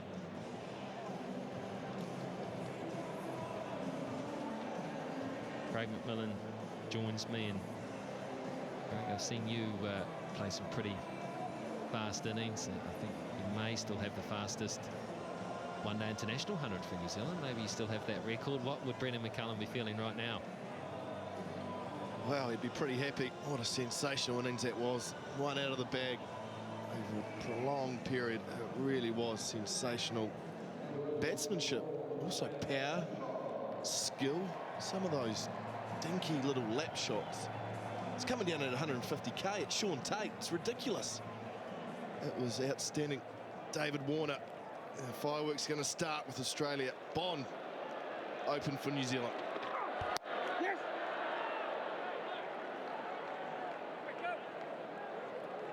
I think they would have done their homework as well to Bond here. He troubled them. They set high standards, this Australian team.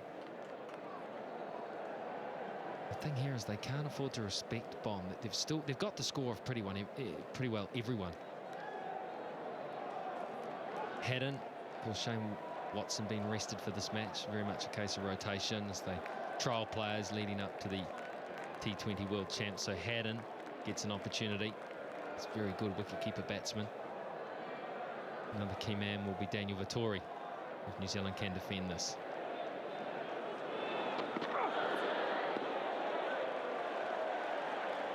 Well, isn't 24 hours a long time between cricket matches, Rick?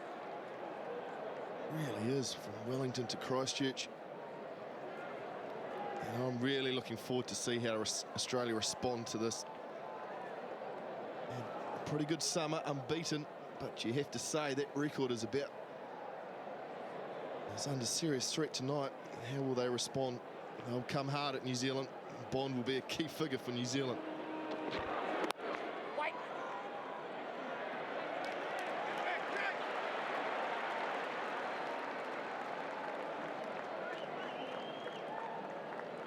Well, I don't think Australia's been tested by intelligent play, and I think that's what Brendon McCullum showed there. He really thought about the areas he wanted to hit it, and I think the Black Caps in general really thought about the areas they needed to score their runs.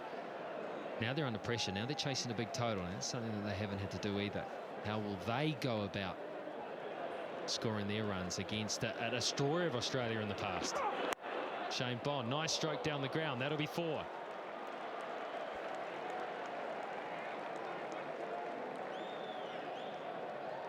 Oh, good start for Haden. He nearly took his partner Dave Warner out. Look at this. Warner had to jump out of the way. Look at this. Oh, between the legs. Good footwork. Raced away for 4. Good start.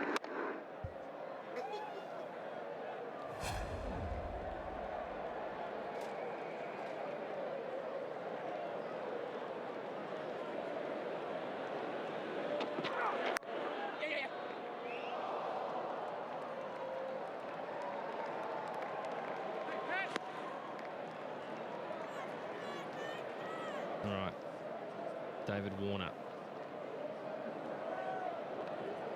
Just a few issues with the sighting here. They're not huge sight screens at this ground. And there is some security guards and officials there who are just standing a little bit close to the screen. Everything's right now, though. Here's Bond to Warner. Oh, that's hit hard. 5 for no wicket.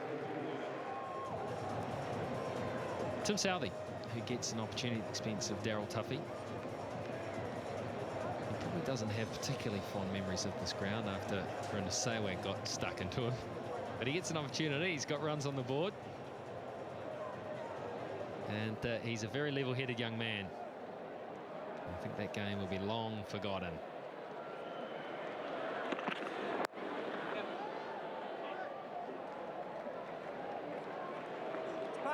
Well, I'm really looking forward to Australia's reply here, Rig, because you know how hard David Warner goes at it. And that's when he's chasing totals of 120 or 130.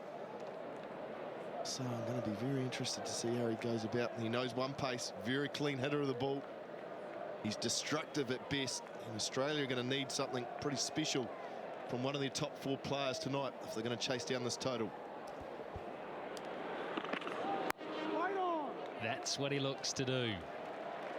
Anything around about a good length, even slightly fuller. He's got this ability just to hang around on the back foot and swing it over to wicket. Interesting, Southey going cross seam. Not allowing any swing going across the seam of the ball. And that New Zealand total of 214 is the highest total by any country in T20 against Australia. So excellent stuff from New Zealand. Got it straight and got it beautifully too. Look at that, David Warner.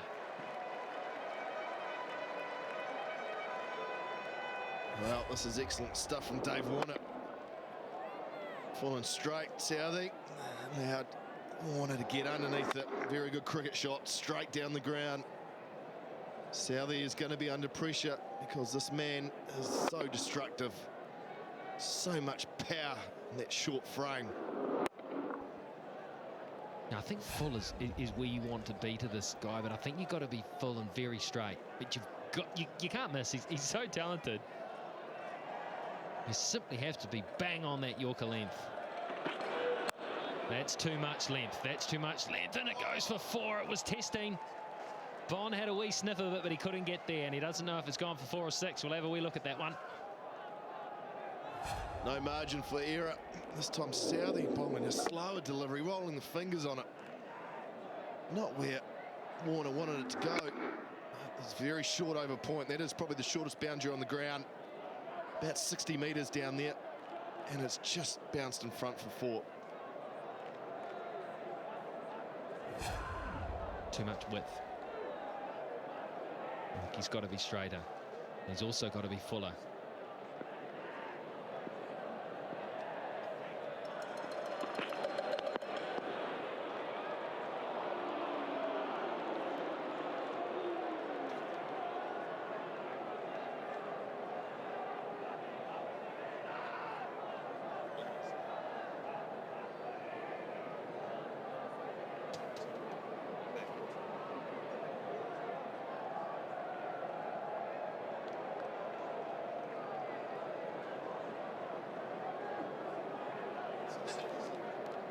12 off the over. 2 balls remaining in it. Under a little bit of pressure.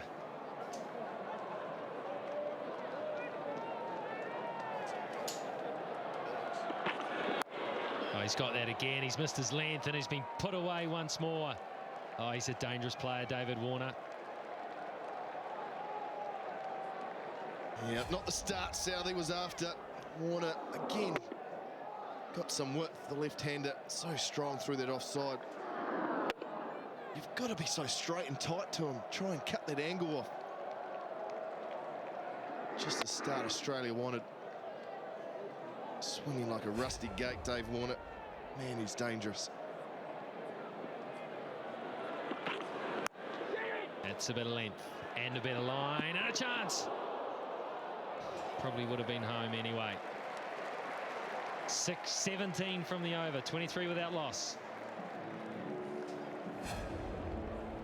Warner wanting the strike, so taking a single off the last ball. Haden's home easily. Gupta wasn't far away. But good over from Australia. 23 after 2, they're underway. I hope we should buckle in here, Rick, because I think this is going to be an entertaining 20 overs. As if the first 20 weren't. Wow, what's going to happen in these next 20?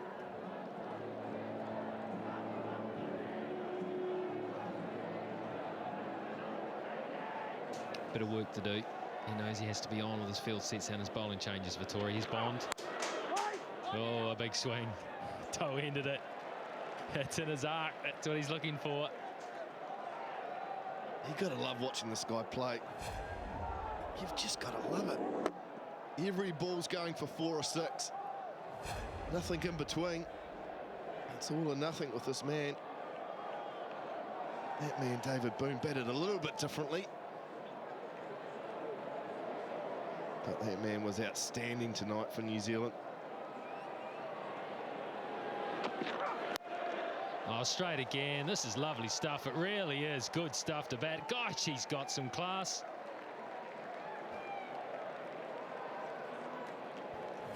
Oh, just a quality cricket shot down the ground. Nice high elbow. One bounce for 4. Now Bond's under pressure. Was closer into him, but still managed to play a very good shot. You notice how he cleared the front leg, looking to go onside, and then realised it was a line that he could go offside with. It's clever stuff.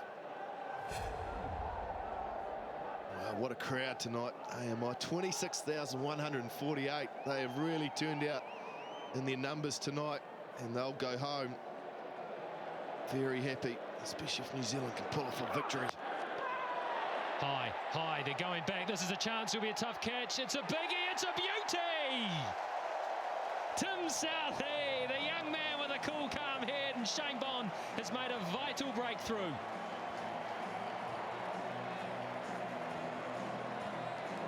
Outstanding piece of cricket from New Zealand. Bond decides to change his length and go short at Warner. And it gets onto him too quick. Goes up high. Southey has to run back. Takes a very good catch. Kept his eyes on it the whole way. Tough catch. He made it look easy. And Warner, the danger man's gone for 20. Aussie 27 for 1.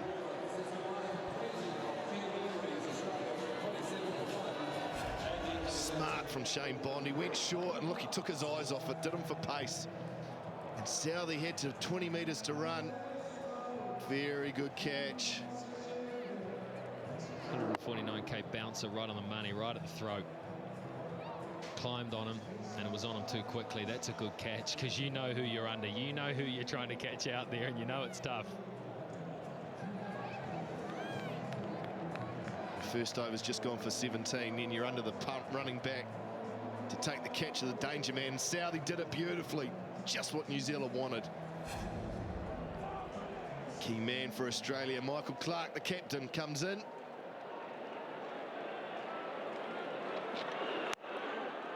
The batsman crossed, so Clarke is at the non-striker's end.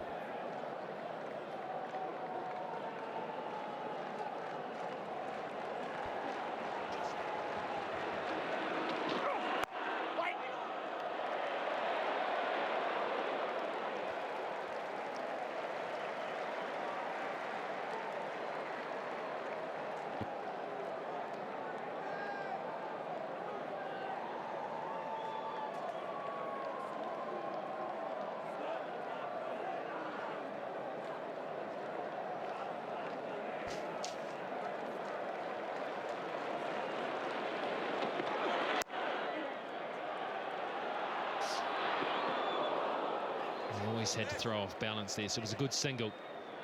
Clark will bring a headiness to the whole thing here, but will he score fast enough? He'll look to, in some ways, anchor there, and he's looked to get his hitters on strike. 28 for 1.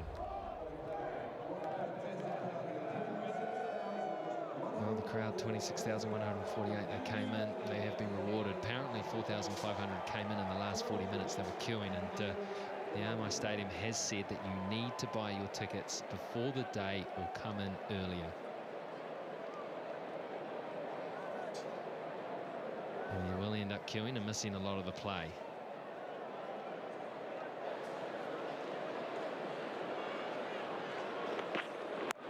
Straight. Partial stop from Southey, but it will still go for 4. It was hit so well.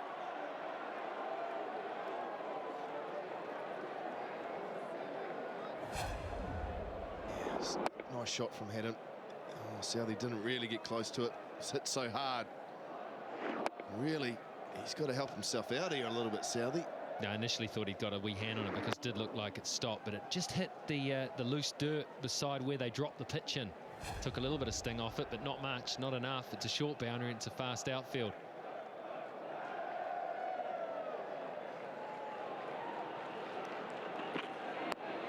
Oh, he got away with that one with fine leg up.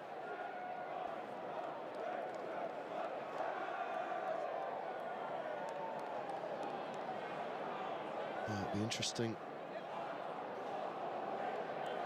to see how Michael Clark plays here, Richie, because he's not known as a big hitter, but he's very good at rotating the strike, picking gaps, and I guess his role will be to feed as much strike to Brad Haden as he can early on, so that Haden can be the hitter. Yeah, very seldom does he go for score at less than a run a ball, Clark. He's so good with his hands and finding gaps and very proactive out there. But it won't be enough, and it won't be enough if he's not getting it from the player at the other end. And that's probably what he's looking to do. He's not out there to generate all the boundaries himself. He's out there to actually hold up an end by rotating strike. He'll maintain his own strike rate to a certain extent. But if he's asked to do all the work himself, Australia will very quickly get themselves in trouble. Required run rate's already at 11.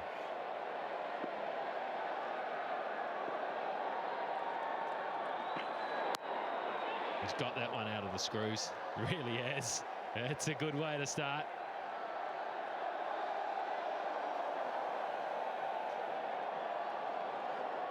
Southey missing length, far too short to Michael Clark. Saw it the other night in Wellington.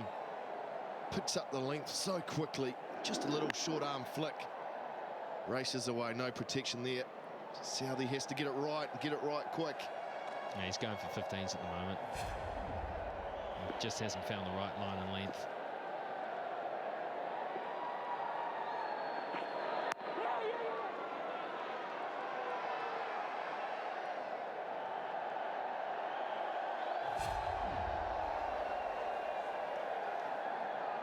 Look at that, no consistency at all from Southey. He's been punished. He did bowl at David Warner, which is a difficult task, but important. He uses this new ball, chips a wicket or two out here.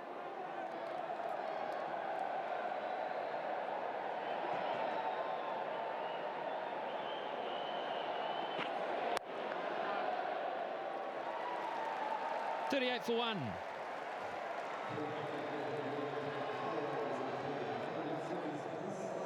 Well, it's a beautiful evening, and it'll be a heck of an evening if Australia are able to get across the line here, because it will be the highest run chase. The highest successful run chase. The previous highest was India, who made 214 versus Sri Lanka at Mohali. They won that one, 208. That was a win. And then the rest have been losses. Good efforts, but losses.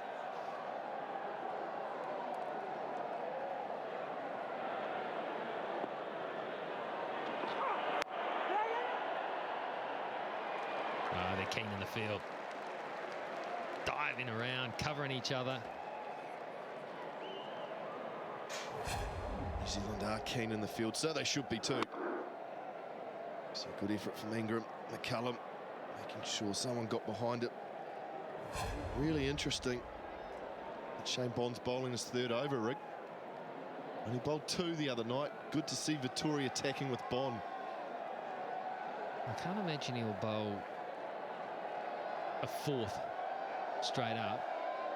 But Victoria will know that while Bond is doing a good job at his end, he can really lift the runs required early. Can't get it through. Good field set too. They've got a packed offside field, very, very square. You've got a third man, but then you come up to almost a backward point, then a point who is also backward of point. Then you've got a man just in front of point, and cover is very square as well. A real umbrella there on the offside. They've done their homework.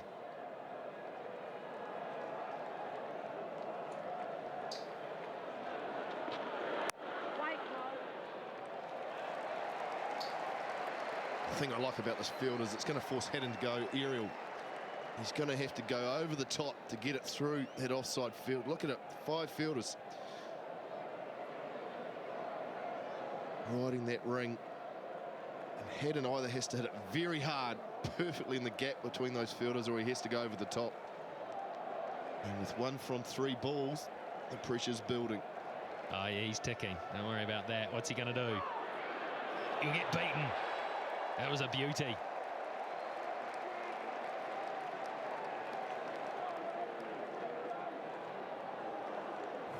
Beautiful from Bond, brings the length back again across the seam. Haden jumping. And a swing there after it went past the bat. Haden practicing the shot he should have played. Not an over. This has been 1 from 4. 2 big balls to finish this over off.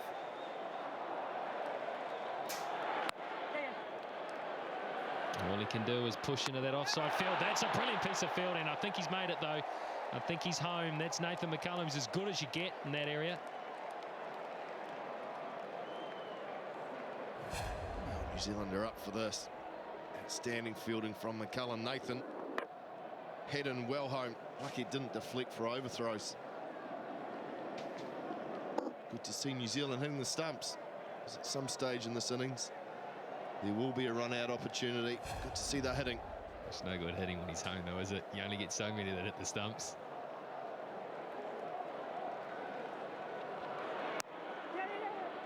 No, Bond, simply brilliant. 3 overs for 14, 41 for 1. Similar starts, and then it was McCullum who just went the whole way through the innings. You can see the acceleration towards the second half. New Zealand had a flat period after this. Australia take advantage of that so they don't have to go so hard and so brilliant in the second half. At the moment, they're under a lot of pressure. Here's Simon Doan with him, Ian Smith. Thank you, Rigger. New Zealand skipper warming up. Jacob Oram into the attack. 23 matches, just the 9 wickets. Average of 50 and an RPO of close to 9.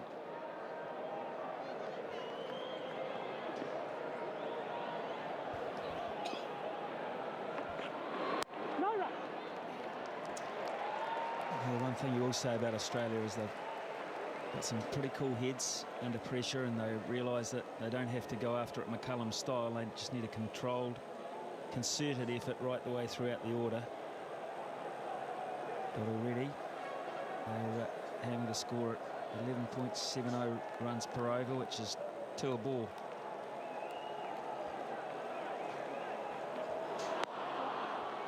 It's nicely worked, and that may well go through to the fence. It does. Geez, a great timer of the ball, Michael Clark. Well, Oram tried to take the pace off it, just 113 Ks.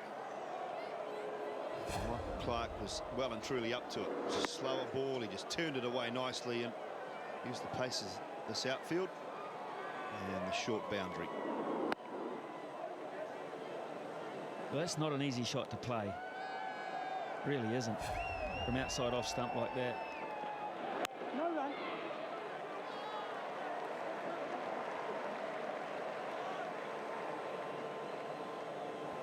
Yeah, they're really looking for David Warner to post 40, 50, 60, weren't they? 20 off 10 deliveries, strike rate of 200, to get themselves off to such a great start. They needed Warner to get 40 or 50 or 60.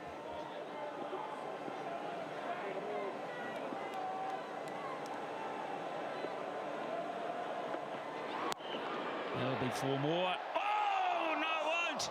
Oh, my goodness. Thought he'd cleared Tim Southey. What a great effort. What a catch it would have been. Oh. Boy, it's gone after it, Clark. You're right, I thought it was over for all money. Great, actually went too far in the end, Tim Southey. He got it on the wrist. The hand went past it. Super effort. Well, he saved a couple. Let's put it that way. Why not? No gap there. New Zealand have been very strong behind that point area with their field placings. Just, yeah, it hit him the bottom of the hand, not in the palm of the hand, at the base. And for that reason, it just bounced out. It's a very hard part of the hand area. Terrific effort.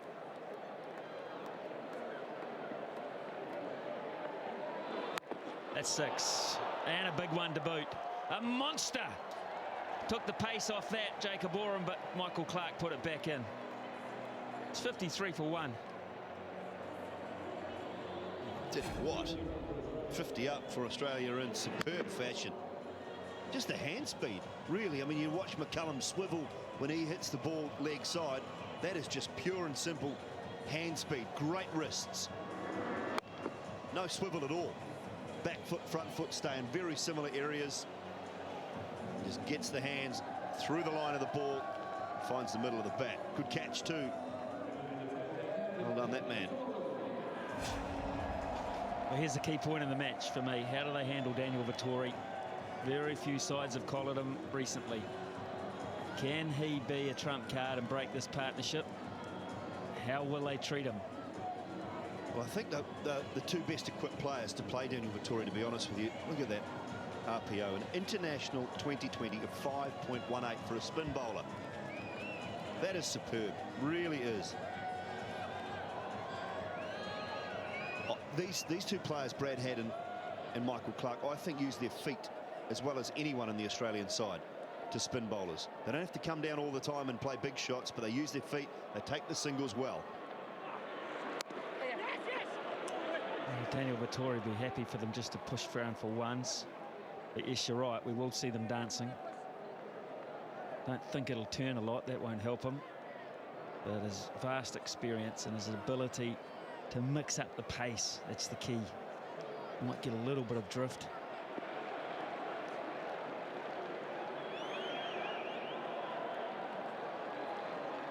Just swapping a couple of fielders over. He wants Tim Southey to do the deep roving roll out on the boundary and bring Ross Taylor, who's sharper inside the circle, in closer. That's nicely played. Didn't quite get there, Michael Clark, but he's still able to weight it down the ground.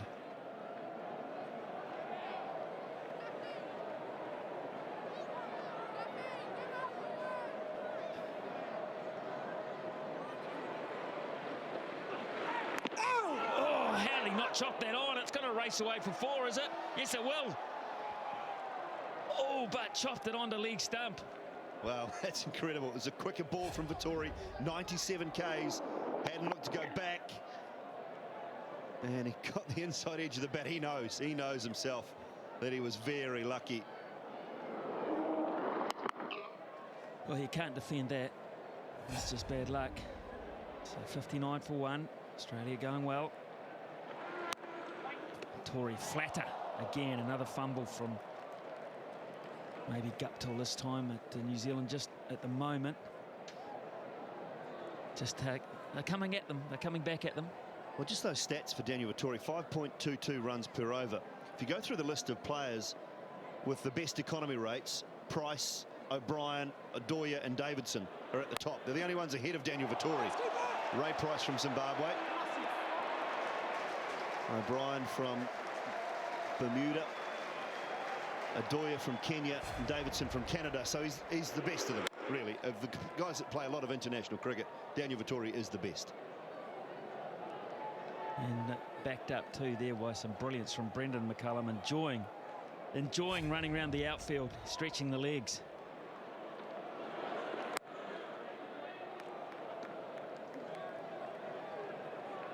.62 for one.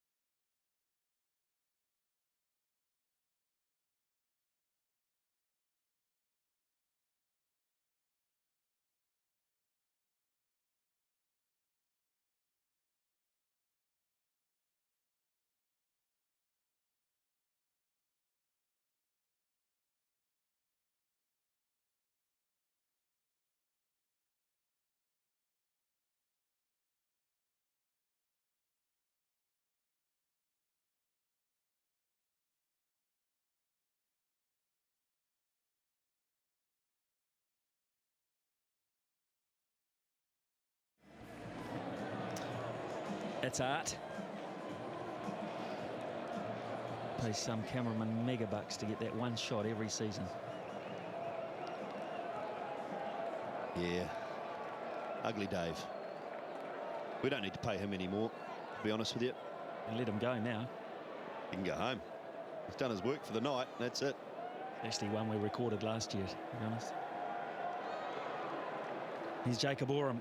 He wants a better over this time round. Oh, that's sweetly timed. Big six. Into the noisy part of the crowd. I think those ladies in pink might have to throw it back. Did one of them get hit? Were they watching the game, Smithy? That is sweetly timed. Great extension of the arms from Brad Haden. He's low on the bat, but he extends those arms very, very well. Just a single this time. There's another crowd catch. I tell you what, if you're in the crowd tonight, Smithy, you want to keep your eye on the game, that is for sure. Not sure whether this one was taken. I don't think it was. Well, if you're in the crowd tonight, you're one of 26,148, so you're unlucky if you get hit for a start, but you're enjoying a great night. And that is a superb turnout from the people of the Canterbury area. Well, they've been starved of cricket, starved of international cricket, and good international cricket too. Down here. Can we pick the ball out? Here we can. There it goes. Into the crowd there. Oh, it might have hit her. Might have hit her. It did, I think. Yeah. It's out. No, didn't carry. You could hear. Well, I think it was Brad Haden. I think you could hear him with a little expletive. He thought he'd hit it too well out to Martin Guptill. He picked out one of the better fielders too. And he did. It was wide. He really did get it well. Straight to Guptill. I think it did just about carry. No, you can't kill it. No.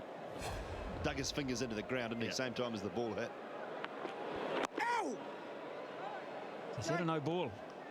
I think it was signalled a no ball by Tony Hill, so that'll be a free hit. And a big mistake from Jacob Oram, a gift Australia don't need.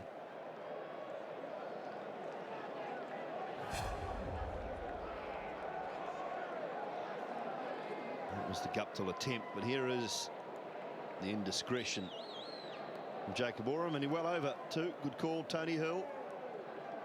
So the field changes because Michael Clark is off strike, Brad Haden on strike, so he can change the field. Free hit. Where's he going to go?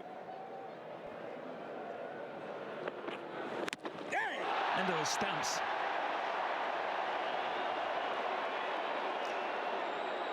Best result possible for New Zealand. Big inside edge.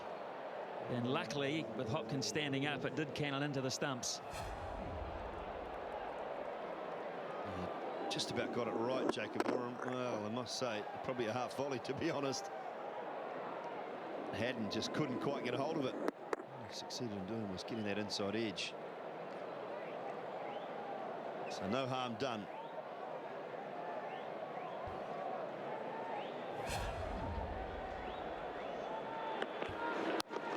Good Jake, good Jake. Come, Jackie. Just the one. Another good over of batting for Australia. They're far from out of this at 74 for 1. 141 from 72. It's on. Here's Vettori. Need to break this partnership, New Zealand. It's getting dangerous. 47 and 34 balls. Michael Clark wants a new grip for his bat. Finding that a little slippery. It's nicely floated.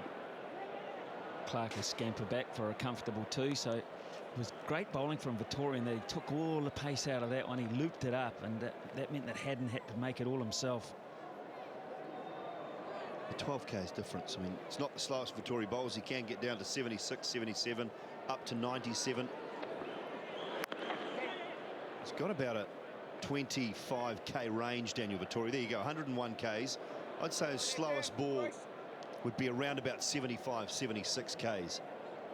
So he's got a 25-kilometre range, which is just, that's exactly what he needs, because he's not a big turner of the ball. It's about the same as a quick bowler. By bowling about 145, could drop it down to 120. About the same sort of range. Yeah, absolutely.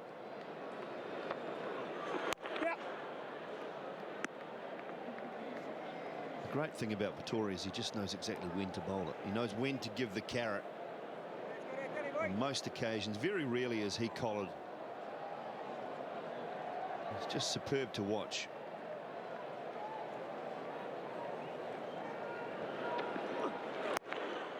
This is really good bowling from Vettori. He's not being punished. He's getting due respect from the Australians. But still, they've got 9 wickets in hand. They'll be enjoying this. This is the hardest they've been pushed this summer.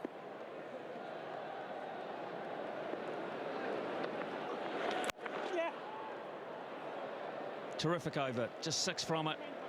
Vettori going to budget. It's 80 for 1. Downstairs, 2 old campaigners, well past the use-by date. Look at these two, Harris and Styris. Cheers, Smithy. I'm down here with Scotty. Scotty, the boys will be pretty happy with the position we're in. Yeah, I think the plan before the game was to at least get in the fight, and I felt we did that. We tried to be a little bit more aggressive and make sure that the Australians knew that we were actually out here for a contest. A little bit more aggressive. The batters were outstanding today. Obviously, a big turnaround from Wellington. The batters will be delighted. Yeah, exactly. We felt that we were disappointed in the last game with the way we went, only getting 118 or whatever it was. It wasn't good enough. The bowlers didn't have enough to bowl to. So, whilst this is a smaller ground, we knew that we just had to go out and just toughen up, really, fight a bit harder. Yeah. So far the bowlers have done a good job. Obviously, there's 11 overs still to go, so it's it could get tight. Yeah, you're only sort of 1 or 2 good shots away from having a bad over. So the guys just got to make sure that they close out each over, and if they go for an over without a boundary, then that is gold.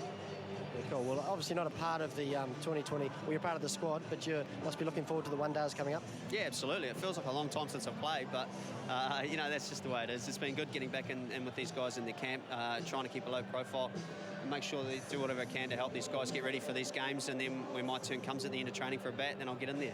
Well, you've been in great form domestically, so good luck when you get your chance. Yeah, thanks, mate. Cheers. Cheers, guys. Back to you. Thanks, Harry. Thanks, Scott Styris as well. Yes, Napier, he would probably be in action, I would think, in the first of the one-dayers. Might well be in action for Jacob Oram. They fill a similar sort of role. Oh, that's a big effort from Vettori. Very quick throw. It wasn't that long ago Daniel Vettori couldn't throw the ball. Nice to see that part of his game is back. Yes, although Oram did play very well against Bangladesh at Napier. Nice, give him that.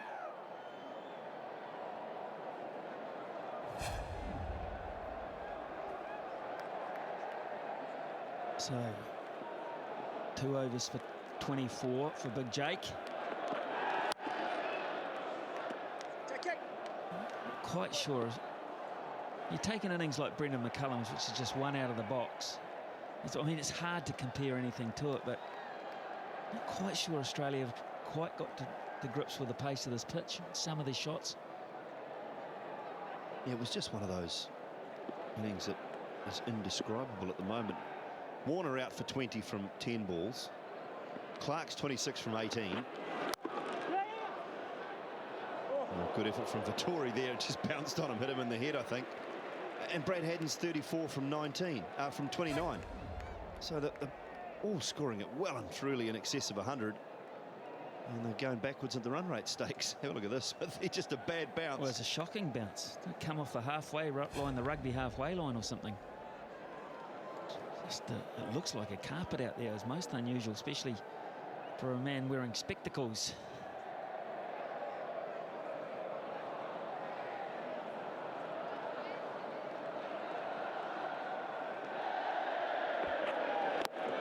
Nicely bowled, but it's been beautifully worked. Gee, that's clever batting. Brad Haden at his very best. Wasn't that bad a ball. Good delivery. That was a good delivery. Have a look at this from Haden. Opens the face, deep in his crease. Oram got it right, but he paid the price, really. Just a bit wide, wasn't it? Just a fraction wide, more on an off stump. Maybe you cramped that shot up, but margin for error is so small against very good players. Oh, no! This time he's picked out Jimmy Franklin. A little wry smile on Franklin's face. He knows exactly. Haden was looking to go either side of him, inside or outside, 2 or 3 metres away, and it was gone again. Just kind of waiting for something to bust here. It's brewing. The pot's just simmering away. The lid's just starting to flicker off the top. Something's going to give. Something's going to break. We're nearly at the halfway point. No gap there either. Good comeback from Oram, but still they managed. Oh no, it's not. In fact, it's a bad overstepping. This is not a regular problem for Jacob Oram. I'm not quite sure that I've seen him do that. That's miles over. Absolutely miles over. He's not happy either. That is a long way over. He's obviously just struggling a little bit with the run-up. There's something here. The batsman changed again. It's Michael Clark with the free hit this time. Can he make the most of it? Nope. But they do have a pretty good over, the Australians, and now at the halfway point, they're 90 for 1. 125 required from 60. Got some hitting power. They really have got some hitting power left in the tent. So that ahead of where New Zealand were, but it's the next period of play, the next 5 overs, where New Zealand scored 70 for 1. Hopkins and McCullum were just superb through that period of play. So 90 for 1 Australia. It's a good partnership of 63 so far. Vettori continues. Clark advances. No run there. Ian Smith has gone to the back of the room, have himself a cup of tea, perhaps a lie down. Craig McMillan's in alongside me. Macca, Daniel Vettori once again proving the key for New Zealand. He really is tying up these 2 players, and only going at 6.9 and over at the moment. Oh, he really is a master, Dawley. Flight and variation.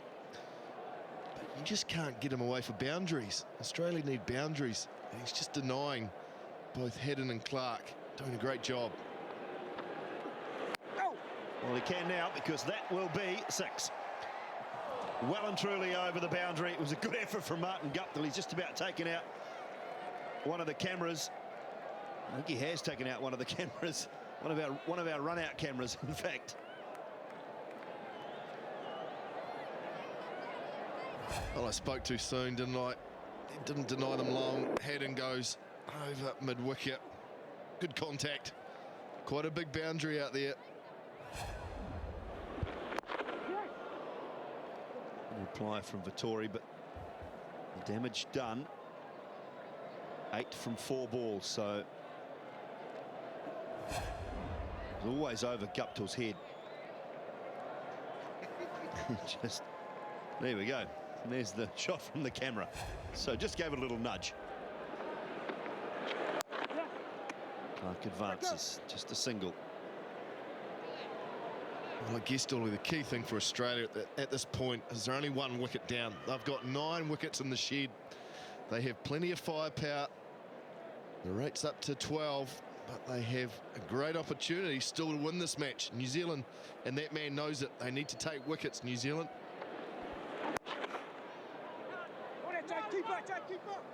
10 from the over, 100 up, and it's 100 for 1. Yeah, somebody's got to score at 200. Somebody's got to strike at 200 for them, really. 115 from 54. Who's it going to be? Is it going to be Travis Burt, Cameron White, David Hussey? They're the 3, I would say, real powerful hitters. Steve Smith also has ability with the bat. They need somebody to get a 35-40 off 12 deliveries. I have to say they've got enough in the shed to do that. Beautiful evening here in Christchurch. Game is set up beautifully. Australia 100 for 1 after 11 overs. They've set a real platform where they can challenge this New Zealand total of 214. So we see James Franklin coming into the New Zealand attack to replace Jacob Oram. Only 5 wickets from his 12 matches.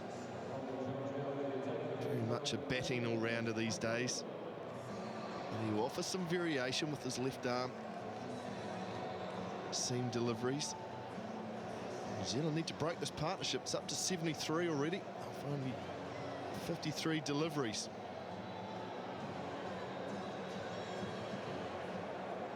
I mentioned it before, Australia are ahead of where New Zealand were, but it's this period of 5 overs. Oh, that's flat. Should be out. Will be out. Very well taken, Peter Ingram. What a good catch. It was low, just inches off the ground. And James Franklin has picked up a wicket with his first delivery. Wow, what a start for Franklin. Bangs it in short. Haden picks out Ingram, who takes a very good low catch. Never easy coming in like that. Great catch by Ingram. And Brad Haddon's good innings at 47 is over. Australia are 100 for 2. That was a terrific catch. Good innings too. Brad Haddon opening the batting. Shane Watson being left out of the squad tonight. In rotation, we're told. Just take a look at this. Oh, and just stayed in too. Hit the top of the hands, hit the hands hard, but went straight back into the fingers rather than up and out. Franklin, it was halfway down, and Haddon couldn't put it away. Could have put it anywhere, to be honest, up in the Dean stand. Could have picked a mark. Instead, he picked out Peter Ingram. That brings David Hussey out into the middle. Played very well the other night in Wellington. Very experienced player at this format. 50 to his name. He is a good player. He's going to have to start quickly with his captain. No time to play himself in. You've got to go from ball 1. 46 from 36 in Wellington. Westpac Stadium.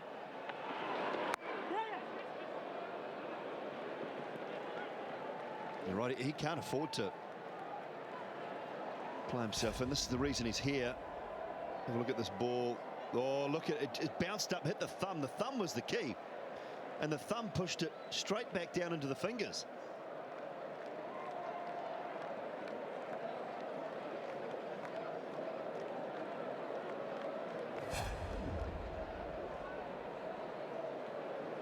Good start from James Franklin.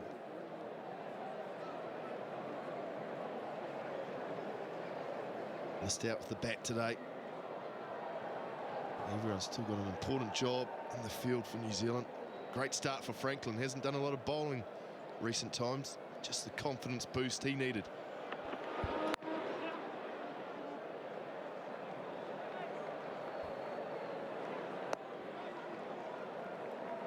Well, this is becoming an issue for New Zealand now. The third no ball. This time it's James Franklin. So another free hit. Michael Clark on strike again.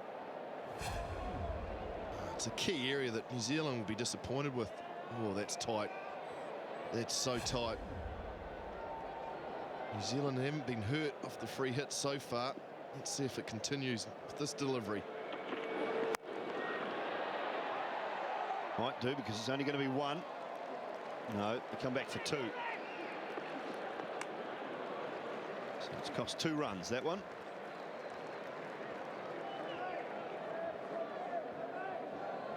I just wondered, Dawley, as a bowler, is that just the extra pressure that they know they're under because Australia are going so hard at them, or maybe overstretching? Oh, find it hard to put a finger on it, Macca. It's just not something you should do as a bowler, really. I don't think I bowled more than about 4 or 5 in my career, but so I'm not really sure as to why. But I just find that when you're striving for that extra, there's no need to give the umpire any ammunition. I don't even know why you bother having your toes over the line, to be honest.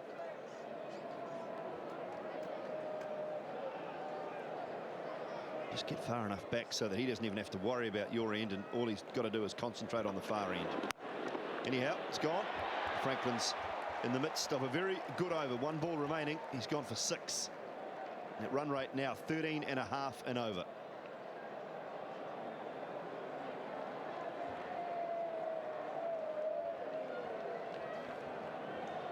Yeah, good first over from Franklin. 1 ball left just to seal it off.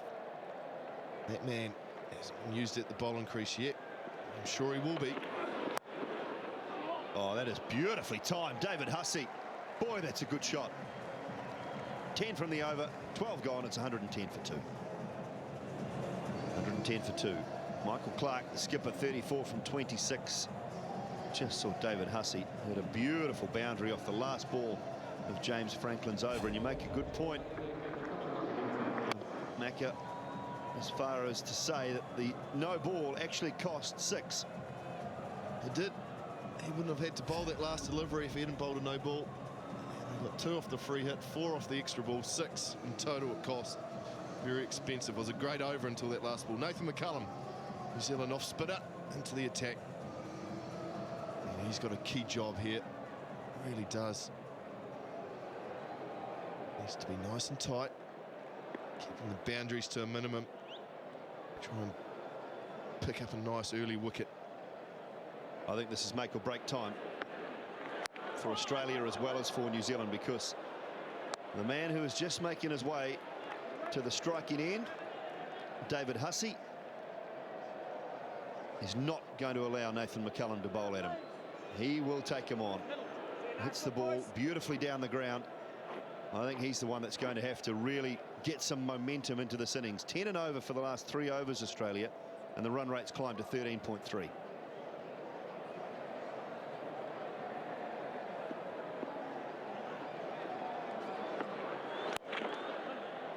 Good use of the feet. You're right, Dawley. Hussey is going to be very active right from the start. And he won't be looking for 1s or 2s. He's going to be looking to pepper that boundary to try and stay up with that rate that's, as you said, up above 13. Clark goes. He goes over mid-wicket. Does he get it far enough? Yes, he does. Just 4, though. 1 bouncing into the fence.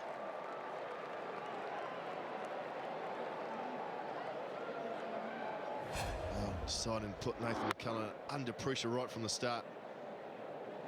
Not a space out there. He picked the gap beautifully between the 2 fielders. Big boundary. Nice work from Michael Clark. Oh, this time that'll be half a dozen. Straight down the ground. A very, very good shot from the Aussie skipper.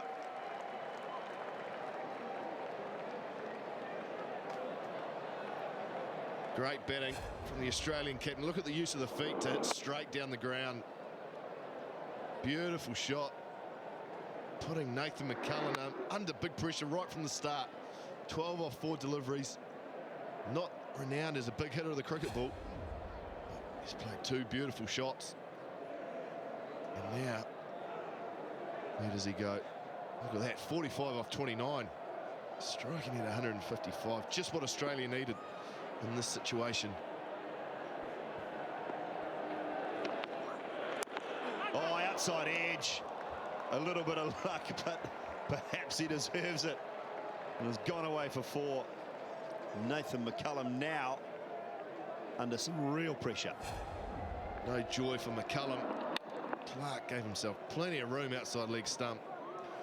One of those ones, if you swing hard enough, you get an edge, she's going to run away. Fortune favours the brave.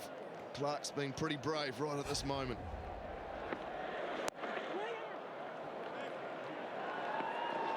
It's a single off the last ball. He brings up 50 for Michael Clark. A very good innings.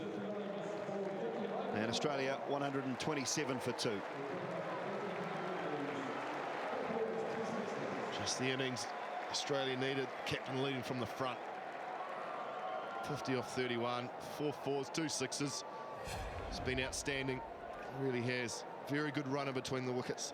Look at those singles mixed in with boundaries. Good batsmanship.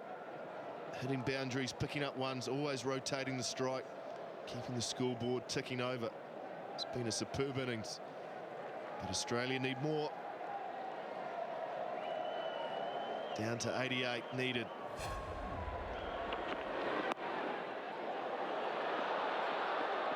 Leg by Franklin, angling into that leg side. Just unable to pick it up. It's an interesting field now with James Franklin bowling around the wicket. He's got a man back. That short third man. He's got a short point and then a short fine leg, and then 3 men on the boundary from around about a square leg, mid wicket and mid on. Long on. Trying to cut down that boundary, and there's another very good shot through extra cover. That is David Hussey's area. Franklin misses with his area, and he gets punished. Boundary starting to rain now for Australia, starting to get some momentum. Hussey using the feet to get down close to the pitch of the ball, and he's so strong through cover. Such a clean striker of the ball through that offside field. Gupta had no chance. Franklin's got a headache. Hopkins up to the stumps. Bowled him. Wow, it was a slow ball from James Franklin. Hussey went to swing it away on the leg side, and he missed it completely. James Franklin strikes, and one of the key men goes. Great reply from Franklin. Took the pace off it, rolled the fingers over it. Hussey too quick through the shot. Stumps everywhere. Big wicket for New Zealand and Jimmy Franklin. David Hussey's wee cameo of 10 comes to an end. Bold Franklin, Australia, 132 for 3. Well, you can understand that he had to do that. 13 and over is needed. Had to take the risk, but Franklin was good enough to bring some variation in, and he struck, got the reward. Hussey so strong through the offside. You wonder, Simon, why he didn't continue maybe going offside rather than leg side. I think he was eyeing up that short boundary, wasn't he? Third ball, the orange one. Just slow enough. And David Hussey was through the shot.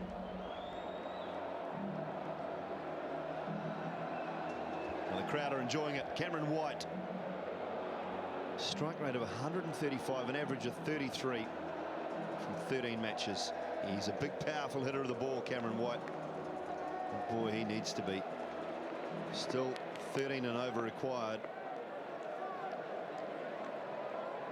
Franklin, a couple of wickets to his name.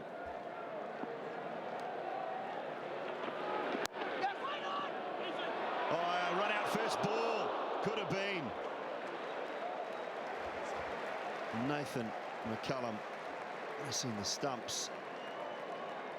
Well, a run out opportunity. Let's go down to the run out king. Chris Harris is there with Brad Haden.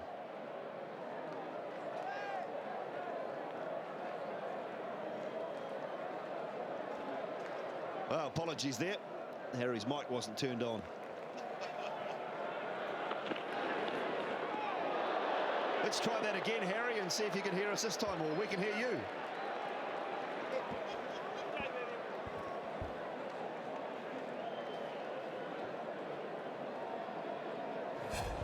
Wow, this is Cameron White.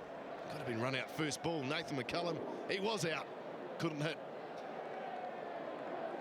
And then Franklin next ball. Oh, look at the effort in from him, the big fella. He's down.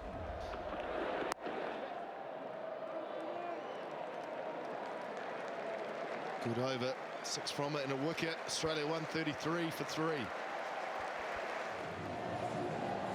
Man of the match. Text the name of your man of the match to 3454. And be in to win with the National Bank. Make sure you spell that surname correctly. And the text costs 20 cents.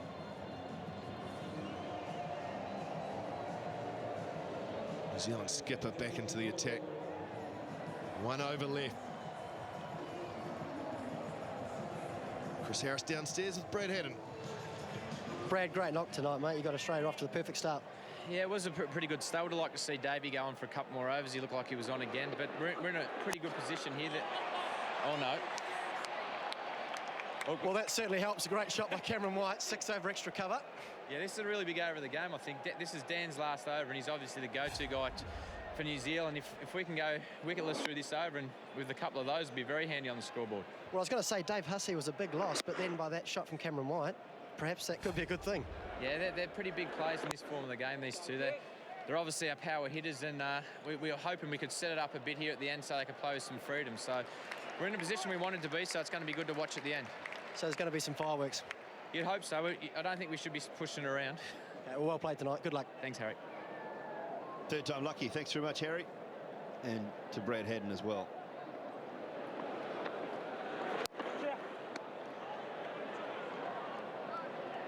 It's not about being power players. Cameron White certainly is one of those. If they can deny Daniel Vettori a wicket, this game is coming down to a very, very crucial last 5 overs, I think. Cameron White, got to be one of the keys for Australia. He's got to try and remain there. Oh, what a shot. What a shot that is. Boy, that is superb timing. Vettori tried to go in at the leg stump, and Cameron White was up to it. Not often you see a shot like this off Vettori. Look at this. That is just a pure cricket shot. Beautiful shot. And extra cover. All timing. Goes again. Gets it well enough. Does he? No, he doesn't. Oh, dropped it though. Nathan McCullum. Put it down. He had it. Will that be the telling difference in this match? Right at the bottom of the bat, Macca. Just didn't quite get it as well as the previous couple. No, and you want... No, that's Nathan McCullum. You want him being there to catch it. He's one of the best fielders in the side. That could be a crucial moment. Cameron White, will he go again? No, he won't, because he's not on strike.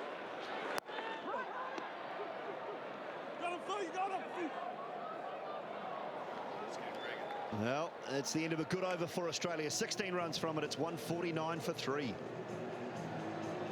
Well, I just think, Simon, with this, Nathan thought he was right on the boundary, McCullum, but he actually had a bit of room to spare.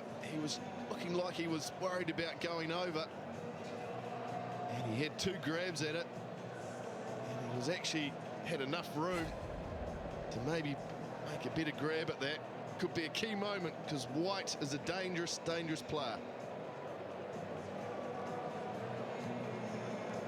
59 for 2 when New Zealand took 70 for 1 in that period of 5 overs. So the scores, though, Australia are 6 runs ahead, and they've got an extra wicket in hand. James Franklin is going to continue. That'll be a single. Out to Ross Taylor at square leg, and to talk you through what will be a very exciting last 5 overs as the Australian 150 comes up. Mark Richardson is in alongside Ian Smith. Thanks, Dooley. Don't go too far away. I might need you if it really gets exciting. The old ticker. 65 from 29. Cameron White is a powerful man. Oh, straight back down the ground. 1 bounce, 4. Bad delivery, got punished. Yeah, he's powerful, all right, because he didn't hit this very well at all, and yet he was still confident enough to stand there and know that it was going for 4. Got very low on the bat.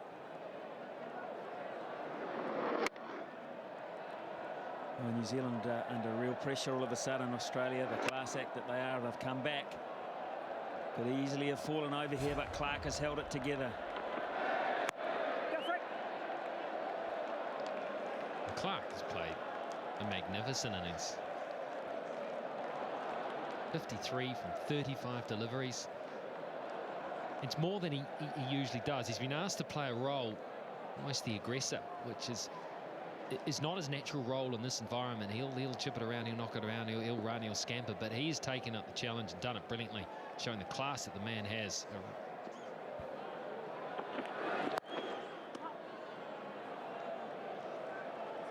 Needed another big scoring shot on this over, though, Australia. They need a boundary or a 6 just to keep them up with the play. Still a very tall order. They have wickets to burn, so that's not a problem. We're in that stage of the match now where one good over either way can tip the balance. One big over either way. Oh, I think that's big enough for 6. That's huge from Cameron White. Stand and deliver and pummel. He's just muscled this over. He is lining up that straight boundary. You know that's where he's headed. And anything you can get underneath, he is giving it the right heave-ho. Oh boy, where does Jimmy Franklin go now? Straight's no good. White's got that sorted out. Maybe width outside off stump. He can't go down leg side. Maybe outside off stump. He could get carved there too. Oh, just never timed it really, but that was a free hit. Big over for the Aussies. 166 for 3. How interesting is that? The green line is above the grey line. But can it spike? Can it spike the way that Brendon McCullum spiked? And Nathan McCullum at the end. How vital will his boundaries be? Well, how vital will this over be? Because Bond has to strike here. He has to get Clark or White, or preferably both. Otherwise, Australia might just go into the favourites' corner. Well, this is it. I was thinking, when would Daniel Vettori go to his ace? Would he wait? Would he play his ace last? No, he's played it. He's played it with 4 overs to go. Oh, it's a big call. Good on him. He's got 1 over. Can he make the difference, Shane Bond? Australia may just see this off. They might just work him around a bit without being silly. Flat batted, just down for 1 behind point. He's angry because that sat up and asked was banked. It did. It got whacked all right. Straight to the fieldsman. Yeah, Cameron White, how does he play this? He's got the power to hit any bowler in the world. He scored 30 from 11 balls. 2 4s and 3 6s. If he bats to the end, Australia win. I think that's the simple part of this. Bond has to get him out. I think that discussion was, what is the strategy here, Skip? What should we do?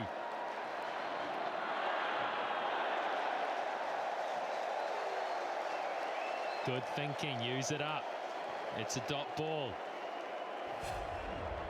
Well, it was well directed too. That was the key. Very well directed. Straight over the top of middle leg. Unable to free his arms. They can't allow Bond to bowl real cheap over here. Well, that will just force the asking rate sky high. We've still got to take him for a few. They need to get 8, 9 if they can. But they can't afford to lose one of these guys now to Bond. They can't allow Bond. They've got to, in a way, see him off, but they've still got to make sure that they don't stymie themselves. Who's got to come? Southey. He's got 2 overs. He's gone for 27 already.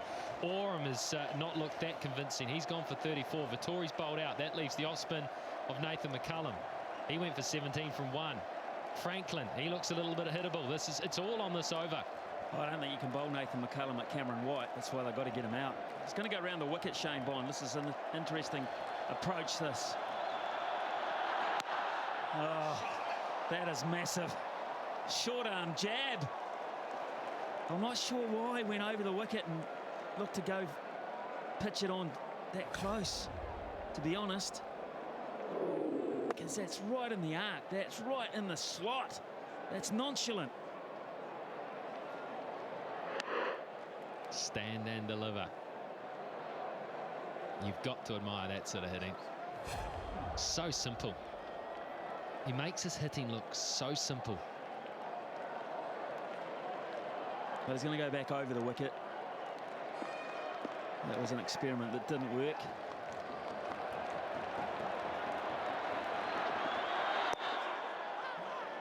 Nicely timed. Just look for one. It's a 4-6 or 1 ground, really, this. Tailor-made for big hitters, powerful men, and innovators like McCullum. Could that magical innings be undone here by Australia's collective effort? Could it? Michael Clarke, the glue in this whole situation for Australia. And that's gone. One bounce 4 over cover. Magnificent shot. Oh, this is a telling over. This is a telling over. Yeah, see the reaction from Shane Bond. This is brilliant. Just gave himself a little bit of room to target that area. He knew there were open spaces there. He also knows that is the shortest boundary on the ground. He didn't get it the whole way, but it meant if he wasn't going to get it the whole way, he didn't have to get it too wide of the fieldsman out there. 214. It looked good at the break, but how good does it look now? This ball, the wicket. Clarke drags it away through the onside for 1. So 3 overs to go. Australia are poised here for a wonderful victory. If they continue to hit in this vein, it's 179 for 3. Heck of an over from Australia's point of view. It was the big over as far as Daniel Vettori was concerned. Bond is now bowled out. 1 for 27. Still a very good performance from him. Who is going to bowl out? Tim Southee has 2 up his sleeve. Young man under pressure. He's been taken. Oram has 1 to go. Will he show the experience? Someone has to show a cool, calm head. Someone needs to bowl a tight over. Tim Southee.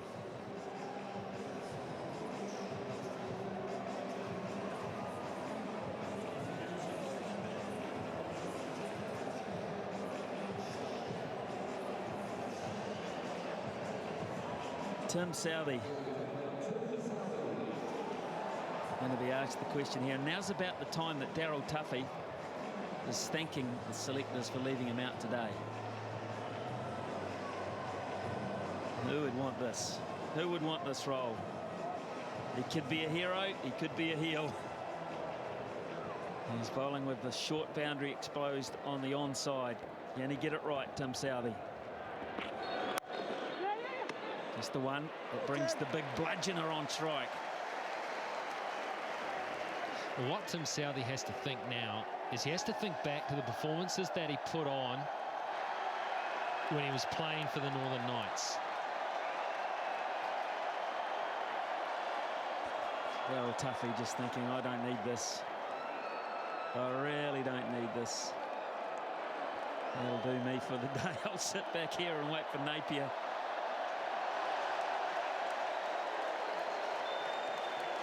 If you're wondering, we've just had some idiot try and take on security, and the police have got him, so he's gone. And he won't be back at this ground or many sporting grounds for a while, you would assume. And what a fool to interrupt this type of sporting tension. Tim Southee has to think back to what he did for the Northern Knights later on in the innings when he was bowling for them. He hit Yorker after Yorker. He's got it there. The pitch length has not changed. It's just he's bowling to a better class of batsmen. Cameron White looking for 6s. That's well bowled down the ground for 1. Top stuff from Tim Southee. He's responding.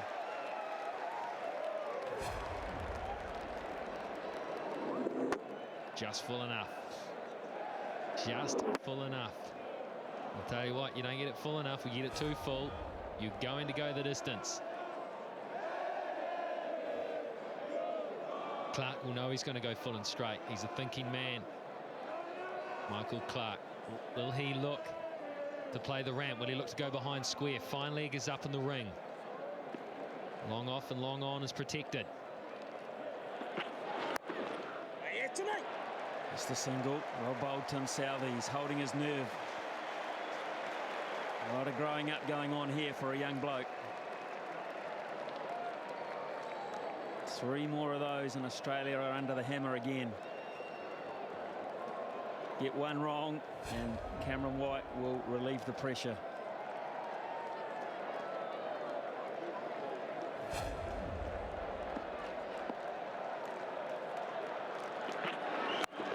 Again, Southee does a great job. Brilliant.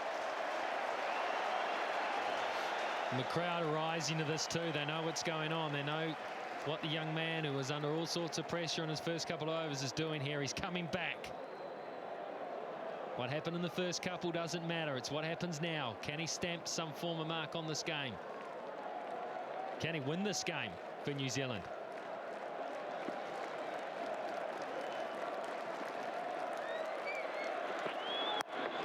Clark can't get it through. 5 singles. They are loving it. Not a soul is left. Except for the bloke thrown out. And he's missing it.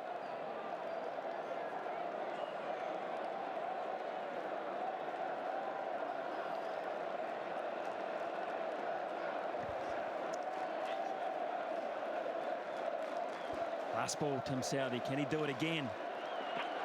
Yes, he can. A rip snorter. Oh, terrific bowling, Tim Southee. How to respond. What confidence will that 4 minutes of bowling do for him? It's 185 for 3. You did not need to hear it from us. The quality of this last delivery, the quality of the over, because when the 6th one was bowled, the crowd just rose. There was a roar went round. He went full and straight. He kept it simple. He's done this for his province. He's now doing it for his country. Full and straight. Clark tried to change things up. The last one, the best of the lot. Oh, brilliant stuff. How good. How good might that over be? So this is what it boils down to, folks. There are 12 deliveries left. Jacob Oram is going to have to assume the mantle here. 30 runs from 12 deliveries. Cameron White on strike.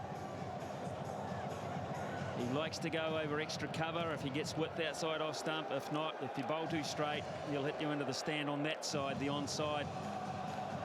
Away there to the right, that's a hitting option for him as well. He's immensely powerful. Can Oram do a Southee? First one, down the ground, one bounce, and Taylor gets it back in, so that's effective. Standing ovations for singles. Anything that doesn't go to the fence. It was lucky that was there. It was no Yorker.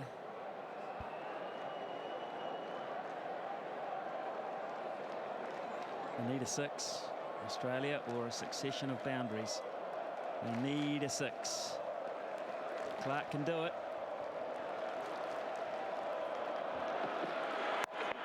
Great bowling. Oh, here's a chance for a run out to get White. Oh, no! A fumble from Hopkins. Brilliant athletic work from Oram. Did he have the chance to get him? Well, the play started with a brilliant piece of bowling as well. Look at this. That is right where you want to bowl it. Then and all sorts of mix-ups there. From batsman and wicket keeper. How telling will that be? Because White is down on strike. Well, he had to get that. He had to get that, Gareth Hopkins. He really did. Terrific delivery. The bowlers are doing a sterling job here. But here's the danger of White on strike again. Straight down the ground, that'll be a 4. He pierces the gap. So a big one there, Oram just getting the length wrong. I'll tell you what, White knows when he's hit it for 4. He just stood there after this. Meanwhile, Clark was hearing down. He was running between the wickets. Look at him go. He wasn't taking the risk that would be cut off. 266 runs today in boundaries. That's a T20 or 2020 international record. More to come, you'd think. Again, straight down the ground. Straight again for 4. Back-to-back full tosses, back-to-back boundaries. Pure power. Pure power. He hasn't hit this that well at all. He has not timed this. He is muscling that down the ground. He's just making that boundary look way too small. Now it's Oram who's under immense pressure. Tim Southey's going to have to bowl the last over here. Wonder how he's feeling, because he might not have that many to defend. These are two big balls, two massive balls in the context of this game. Well, that's a bad one. That's a wide. Chris Gaffney under pressure too. The crowd don't like it, but he's exactly right. That's outside the dimensions. I think Oram here is worried about getting too straight. If he goes straight, he doesn't feel he can protect that boundary. So he's tried to force him to hit square on the offside. Even then, though, that brings the short boundary through cover into play. Well, if he goes for 6 in one of these last 2 balls, New Zealand in big trouble. And that is big. How big? That's 6. He's pounded it down the ground, and Oram's copping a hiding here. And for Cameron White, he's gone through to 55 off just 21 balls. Spectacular. Take a bow, Cameron White. Take a big bow. Strike rate 262. Someone had to do it if they were going to get close. He has done everything that's been required of him so far. He has muscled them straight. Well, Oram, last ball he'll have to bowl tonight. He has to get him out. Well, it's next best thing. It's just down the ground for 1, but White retains the strike. And that is a big, big over for Australia. Huge. They only need now 12 runs to win from 6 balls. They're the favourites. And how different could it have been had that run out been affected? If Hopkins had taken it. How different could that have been? 1-1 and then a missed run out. Here it is here. After this, it went south. This is the moment. You're right. This is the moment. He was miles out, Cameron White. Then did he make New Zealand pay?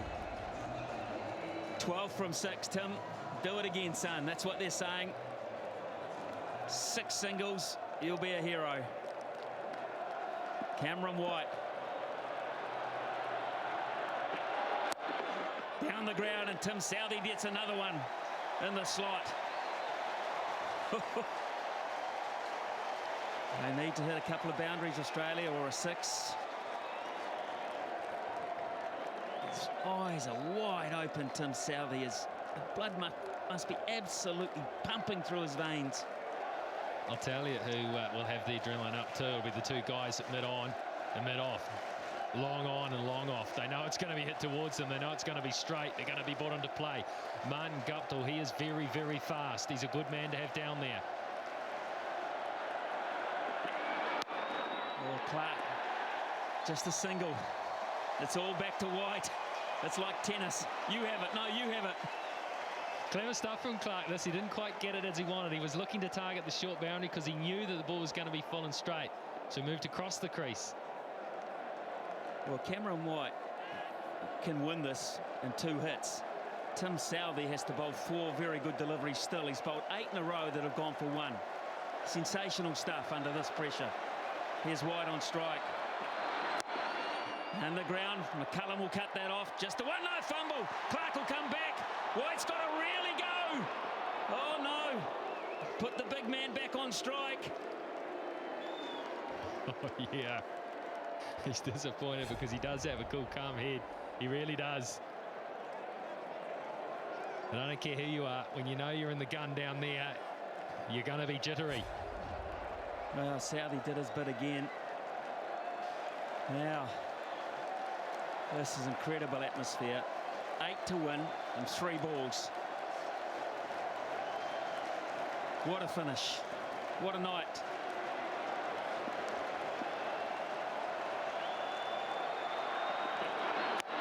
Down the ground again. Trace a bullet for 4. Oh, so strong. So powerful. How does he do it? Anything he can get hit straight, he hits it so straight. That wasn't a bad delivery. He nearly took Southey out in the process. He nearly killed him. He nearly killed him. Oh, goodness me. Now a 4, a boundary wins the game. Simple as that. A boundary wins the game. Southey has to come up with the magic. Something absolutely magic here. It's a seam-up delivery. He's going to bowl full and straight, and White's going to try and pound him down the ground again. It's got to be the perfect Yorker, plain and simple. McCullum will get that. Oh, another fumble. Clark's going to have to do it. Clark is going to have to do it. He has to hit. Well, you've got to say he has to hit a boundary because they're not going to run 3 on this ground. Could we have a tie? Tim Southey, it was a good Yorker. It was just full enough so he couldn't get the total leverage on it. McCullum had to make up for the earlier fumble. He held his head and he was brilliant. Oh, Southey's been magnificent. Whatever happens here, Southey has been magnificent in this situation. Wow, look. Deep breaths, relax. Consultation between White and Clark in the middle.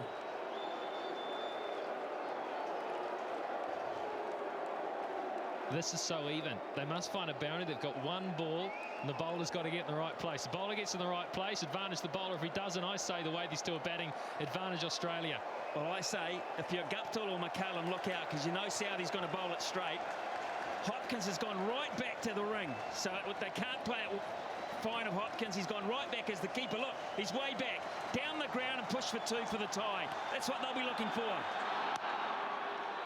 Now they're going to have to run. Cut it off, yes, brilliant. Now they're going to go for 3. Michael Clark's got to come back. It's got to be a tie. Southey gets them off. It's a tie. It's unbelievable. What a finish. Oh, my goodness, Tim Southey, what a hero. What a hero. Michael Clark, Cameron White, Australia, New Zealand. What a night. They have erupted around this ground, and there's still more to come. I know, because they have a super over. They got to have a super over. McCullum's going to have to go and pad up again, Brendon McCullum. How about this for fielding down in the deep? A sprawling save from Nathan McCullum. It could easily have got away from him. Turn and Southey did the rest as they came back for the 3rd to try and win the game. So don't go home, folks. Don't go home. Stay where you are and don't flick your remote either. Oh, he had the presence of mind to get up too. Look, he had to throw it. He was throwing, spinning. He was on the move. He could have very easily thrown an awful throw there, but he didn't. He threw a ripper, and then Spirit thought for Southey, he had to gather it as well. Oh, yeah. It was pressure all around. They all held their heads. Clark was able to get into an area where he was in the show. New Zealanders stayed in the game with a brilliant piece of fielding. McCullum threw it in and Southey took the bails off. This has been a wonderful night, and it's not over. Just waiting for David Warner to get out there. He's had to pad up, of course. He probably packed his bag. They've done well here, the two teams, because they've got out there quickly. They're going to get this super over underway quickly.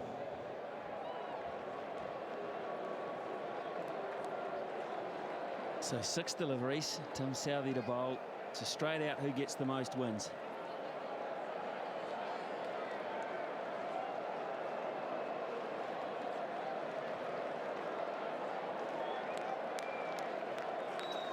And Australia, we're told, will use Shaun Tait to bowl their over. Where's McCullum going to try to hit him? Well, you know. Over the keeper. No, they try it once.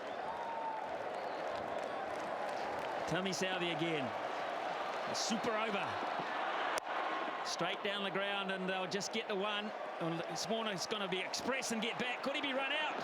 No, he's sharp enough. 2 off 1. It wasn't the best of deliveries, but because White looks to go straight, whenever he gets an opportunity, he looks to hit so straight, the high full toss can be quite hard to get in the middle of the bat on. Had he looked to maybe go square and more to mid-wicket, he might have had a chance there.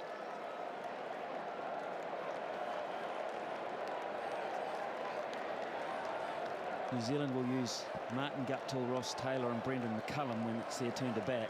It seems a long way away at this point. Here's Southey again. Just a single. Tim Southey. Yeah. He's bowling a season's worth here.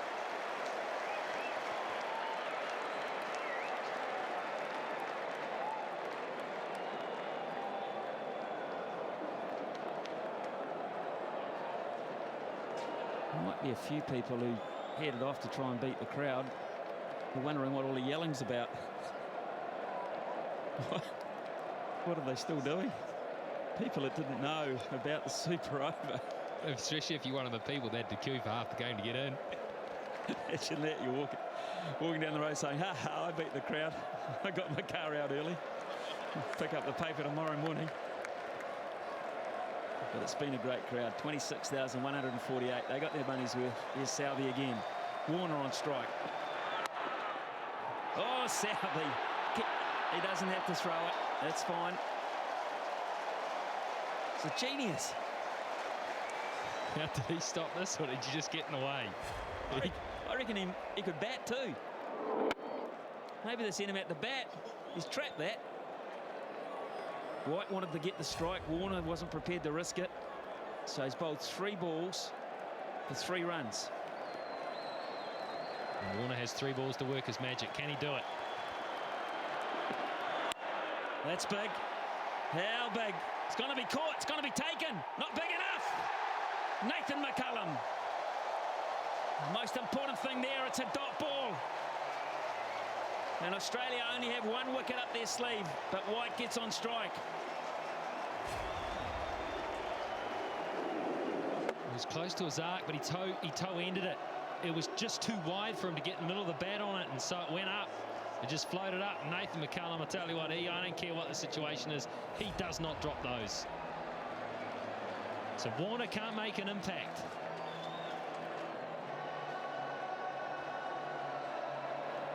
Yeah, well, Australia did gamble. They had Michael Clarke, who was pretty hot and at the wicket and in form, and they decided not to use him and go back to Warner, which I suppose is a fair enough gamble.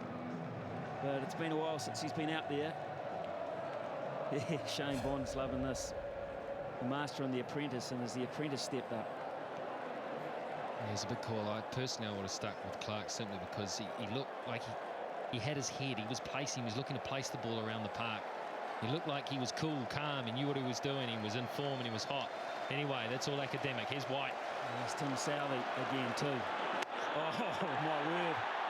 If he runs him out, that would be the end of the innings. He didn't try. Hey, Tim Southey, how about this? How about that? But absolutely perfect. Well, it's McCullum, Brendon McCullum, man of the match if New Zealand win. Of course he is. Or is Southey? Is Tim Southey?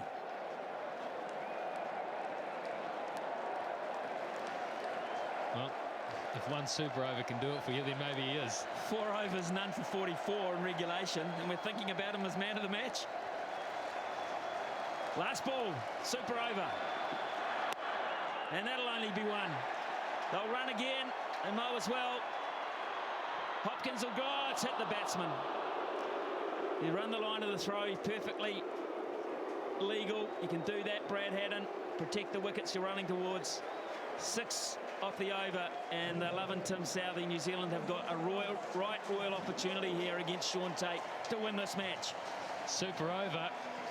It was a sensational over, that's what it was, as far as the BLACKCAPS were concerned. And this is it right here. He had to back up after that pressureful final over of the regulation play. Started with a full one, then he started getting it right. They were picking out the fieldsman down there. Warner picks out the bowler. Then he picks out a fielder. Just didn't get it.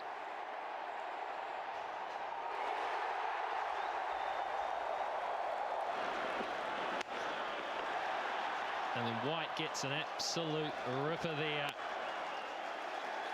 And they pick up 2 to finish it. Well then, Tim Southey. We've got to get him, don't we? We've got to have a word from him. Here he is with Chris Harris. I'm here with the man of the moment, Tim Southey. Not only brilliant in the actual full game, but a magnificent eliminer, brother. You must be wrapped. Yeah, pretty pleased. I think it was only 6, so I just tried to not go for a boundary, and that would have been a good over. So, yeah, I was pretty pleased with the way it was coming out. Mate, you hit 3 Yorkers, 3 overs worth, and you hit the hole, I think, every time. Very hard to do. Fantastic.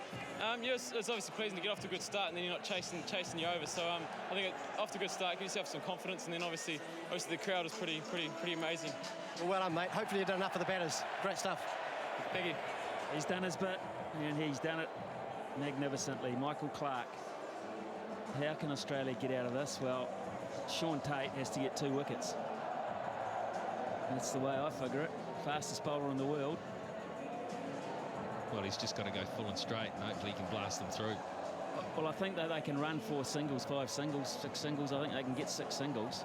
He has to not go for a boundary, but more importantly, I think he has to get a wicket. If he gets a wicket on this first or second ball, New Zealand are under immense pressure then, because they can't lose another one. Does he risk a short one? I don't think he can. I don't think he can try to dot ball with a bouncer. I think that's too high risk. If you're Michael Clark, do you have a very straight, fine leg behind the keeper with McCullum on strike? Can you have 2 there? Well, he has to. I think he has to. To stop the ramp shot. And I think he has to place him slightly on the offside, so he doesn't end up with the 3 behind scenario. So very straight, but just on the offside. Even then, if McCullum gets it right and goes for it, he was clearing the boundary by some way earlier on. This is what he has to be thinking about here. How does he guard against that from McCullum? Because he's played it beautifully today. In fact, he hasn't missed out. How does he stop that? How can he protect that kind of inventiveness? Well, I'll tell you right now that if he doesn't get him out, McCullum will get one of those away.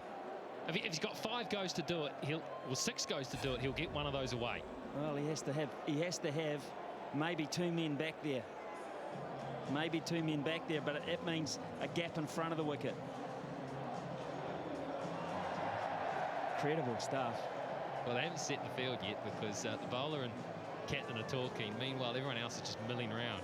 So they're having a good old think about it. People don't quite know where they're going to be fielding or standing. Over the course of a whole 2020 game, it goes down to this. Little mistakes here and there, fumbles, misfields, drop catches. It all boils down to this. So much tension. Here's Brendon McCullum. It would be cruel if he didn't hit the winning runs, it would seem. He's had such a marvellous day. Daniel Vettori just says, back yourself, son, back yourself. How can I advise you? The whole New Zealand camp, sit and wait. This will do so much, so much. Martin Guptill coming out too. So much for the rest of this tour. They'll be lining up for the one-dayers because there'll be great occasions as well, starting in Napier, Auckland, Hamilton, Wellington, Auckland. They're all over the place in the North Island. But the South Island, Canterbury in particular, have come to the party. And those 148 people, with a few extras thrown in as well, I would imagine, have had the night of their life.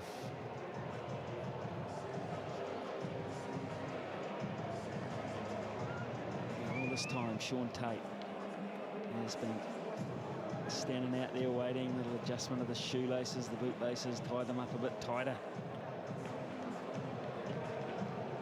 Could be over in 1 ball, 2 balls.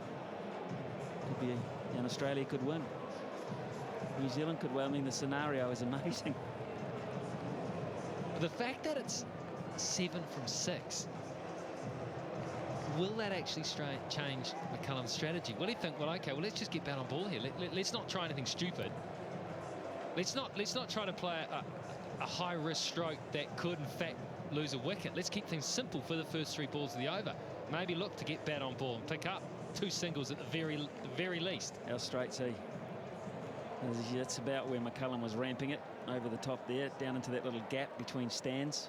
Ryan Harris, he might be in the hot seat here. Maybe they should have thought about one of their very best fieldsmen down in the deep there. And my bet is that if McCullum does play that shot and gets it anywhere near the middle of the bat with the pace that Tait will probably bowl, and I imagine he's fairly fired up, the adrenaline will be pumping, I don't think he's in the game. I think it's over his head. Well, Australia are out there trying to drag this out a wee bit Poor old Chris Gaffney is having to deal with some issue.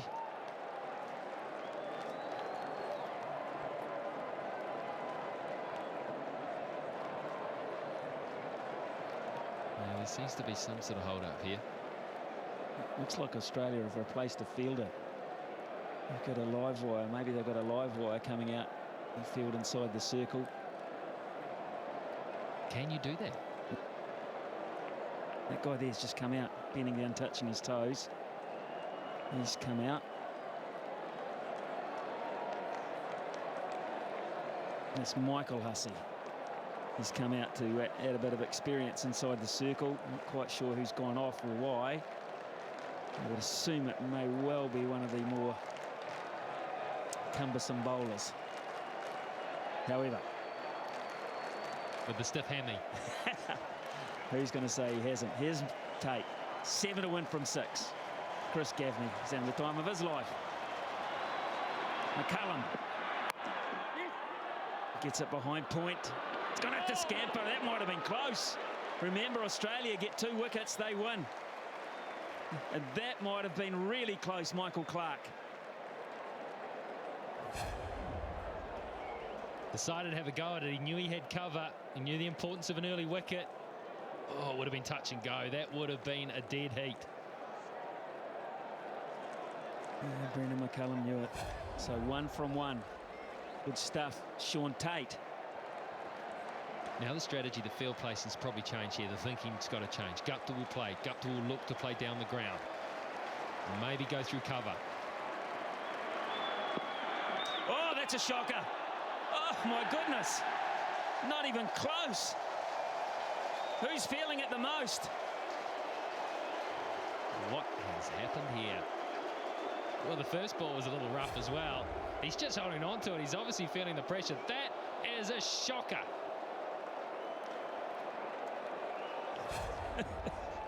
Haden did well to cut that off. 5 from 5. 5 from 5. A bonus for New Zealand there.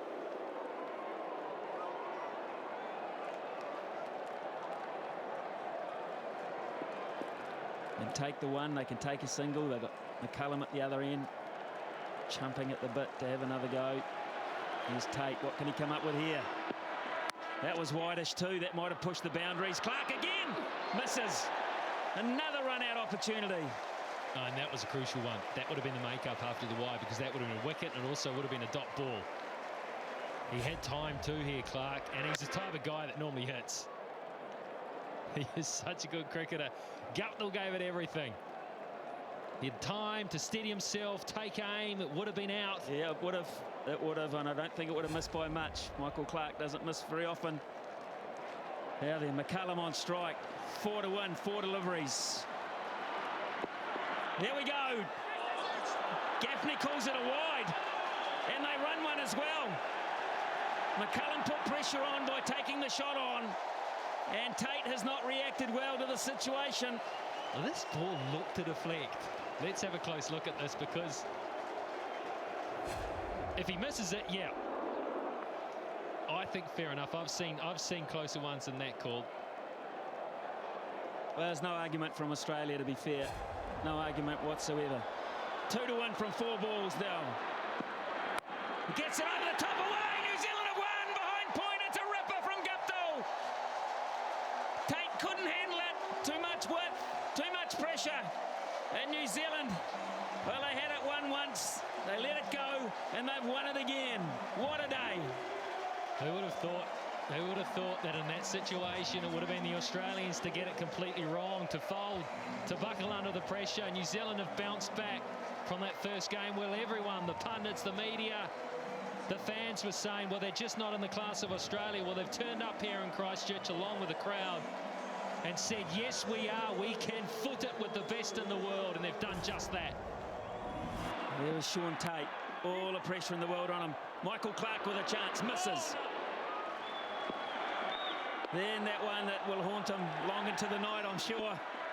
That was wideish, pushing the boundaries. Clark had another chance. Gupta would have been gone. McCullum tries that famous ramp shot down to fine leg. Misses out, it was a wide. And Guptill has the final say with a real traditional cricketing shot. Outstanding stuff. How much will this mean to the confidence levels of the New Zealand side with so much cricket yet to be played? What a day for Brendon McCullum. Martin Guptill, they handled it better. They handled the pressure better.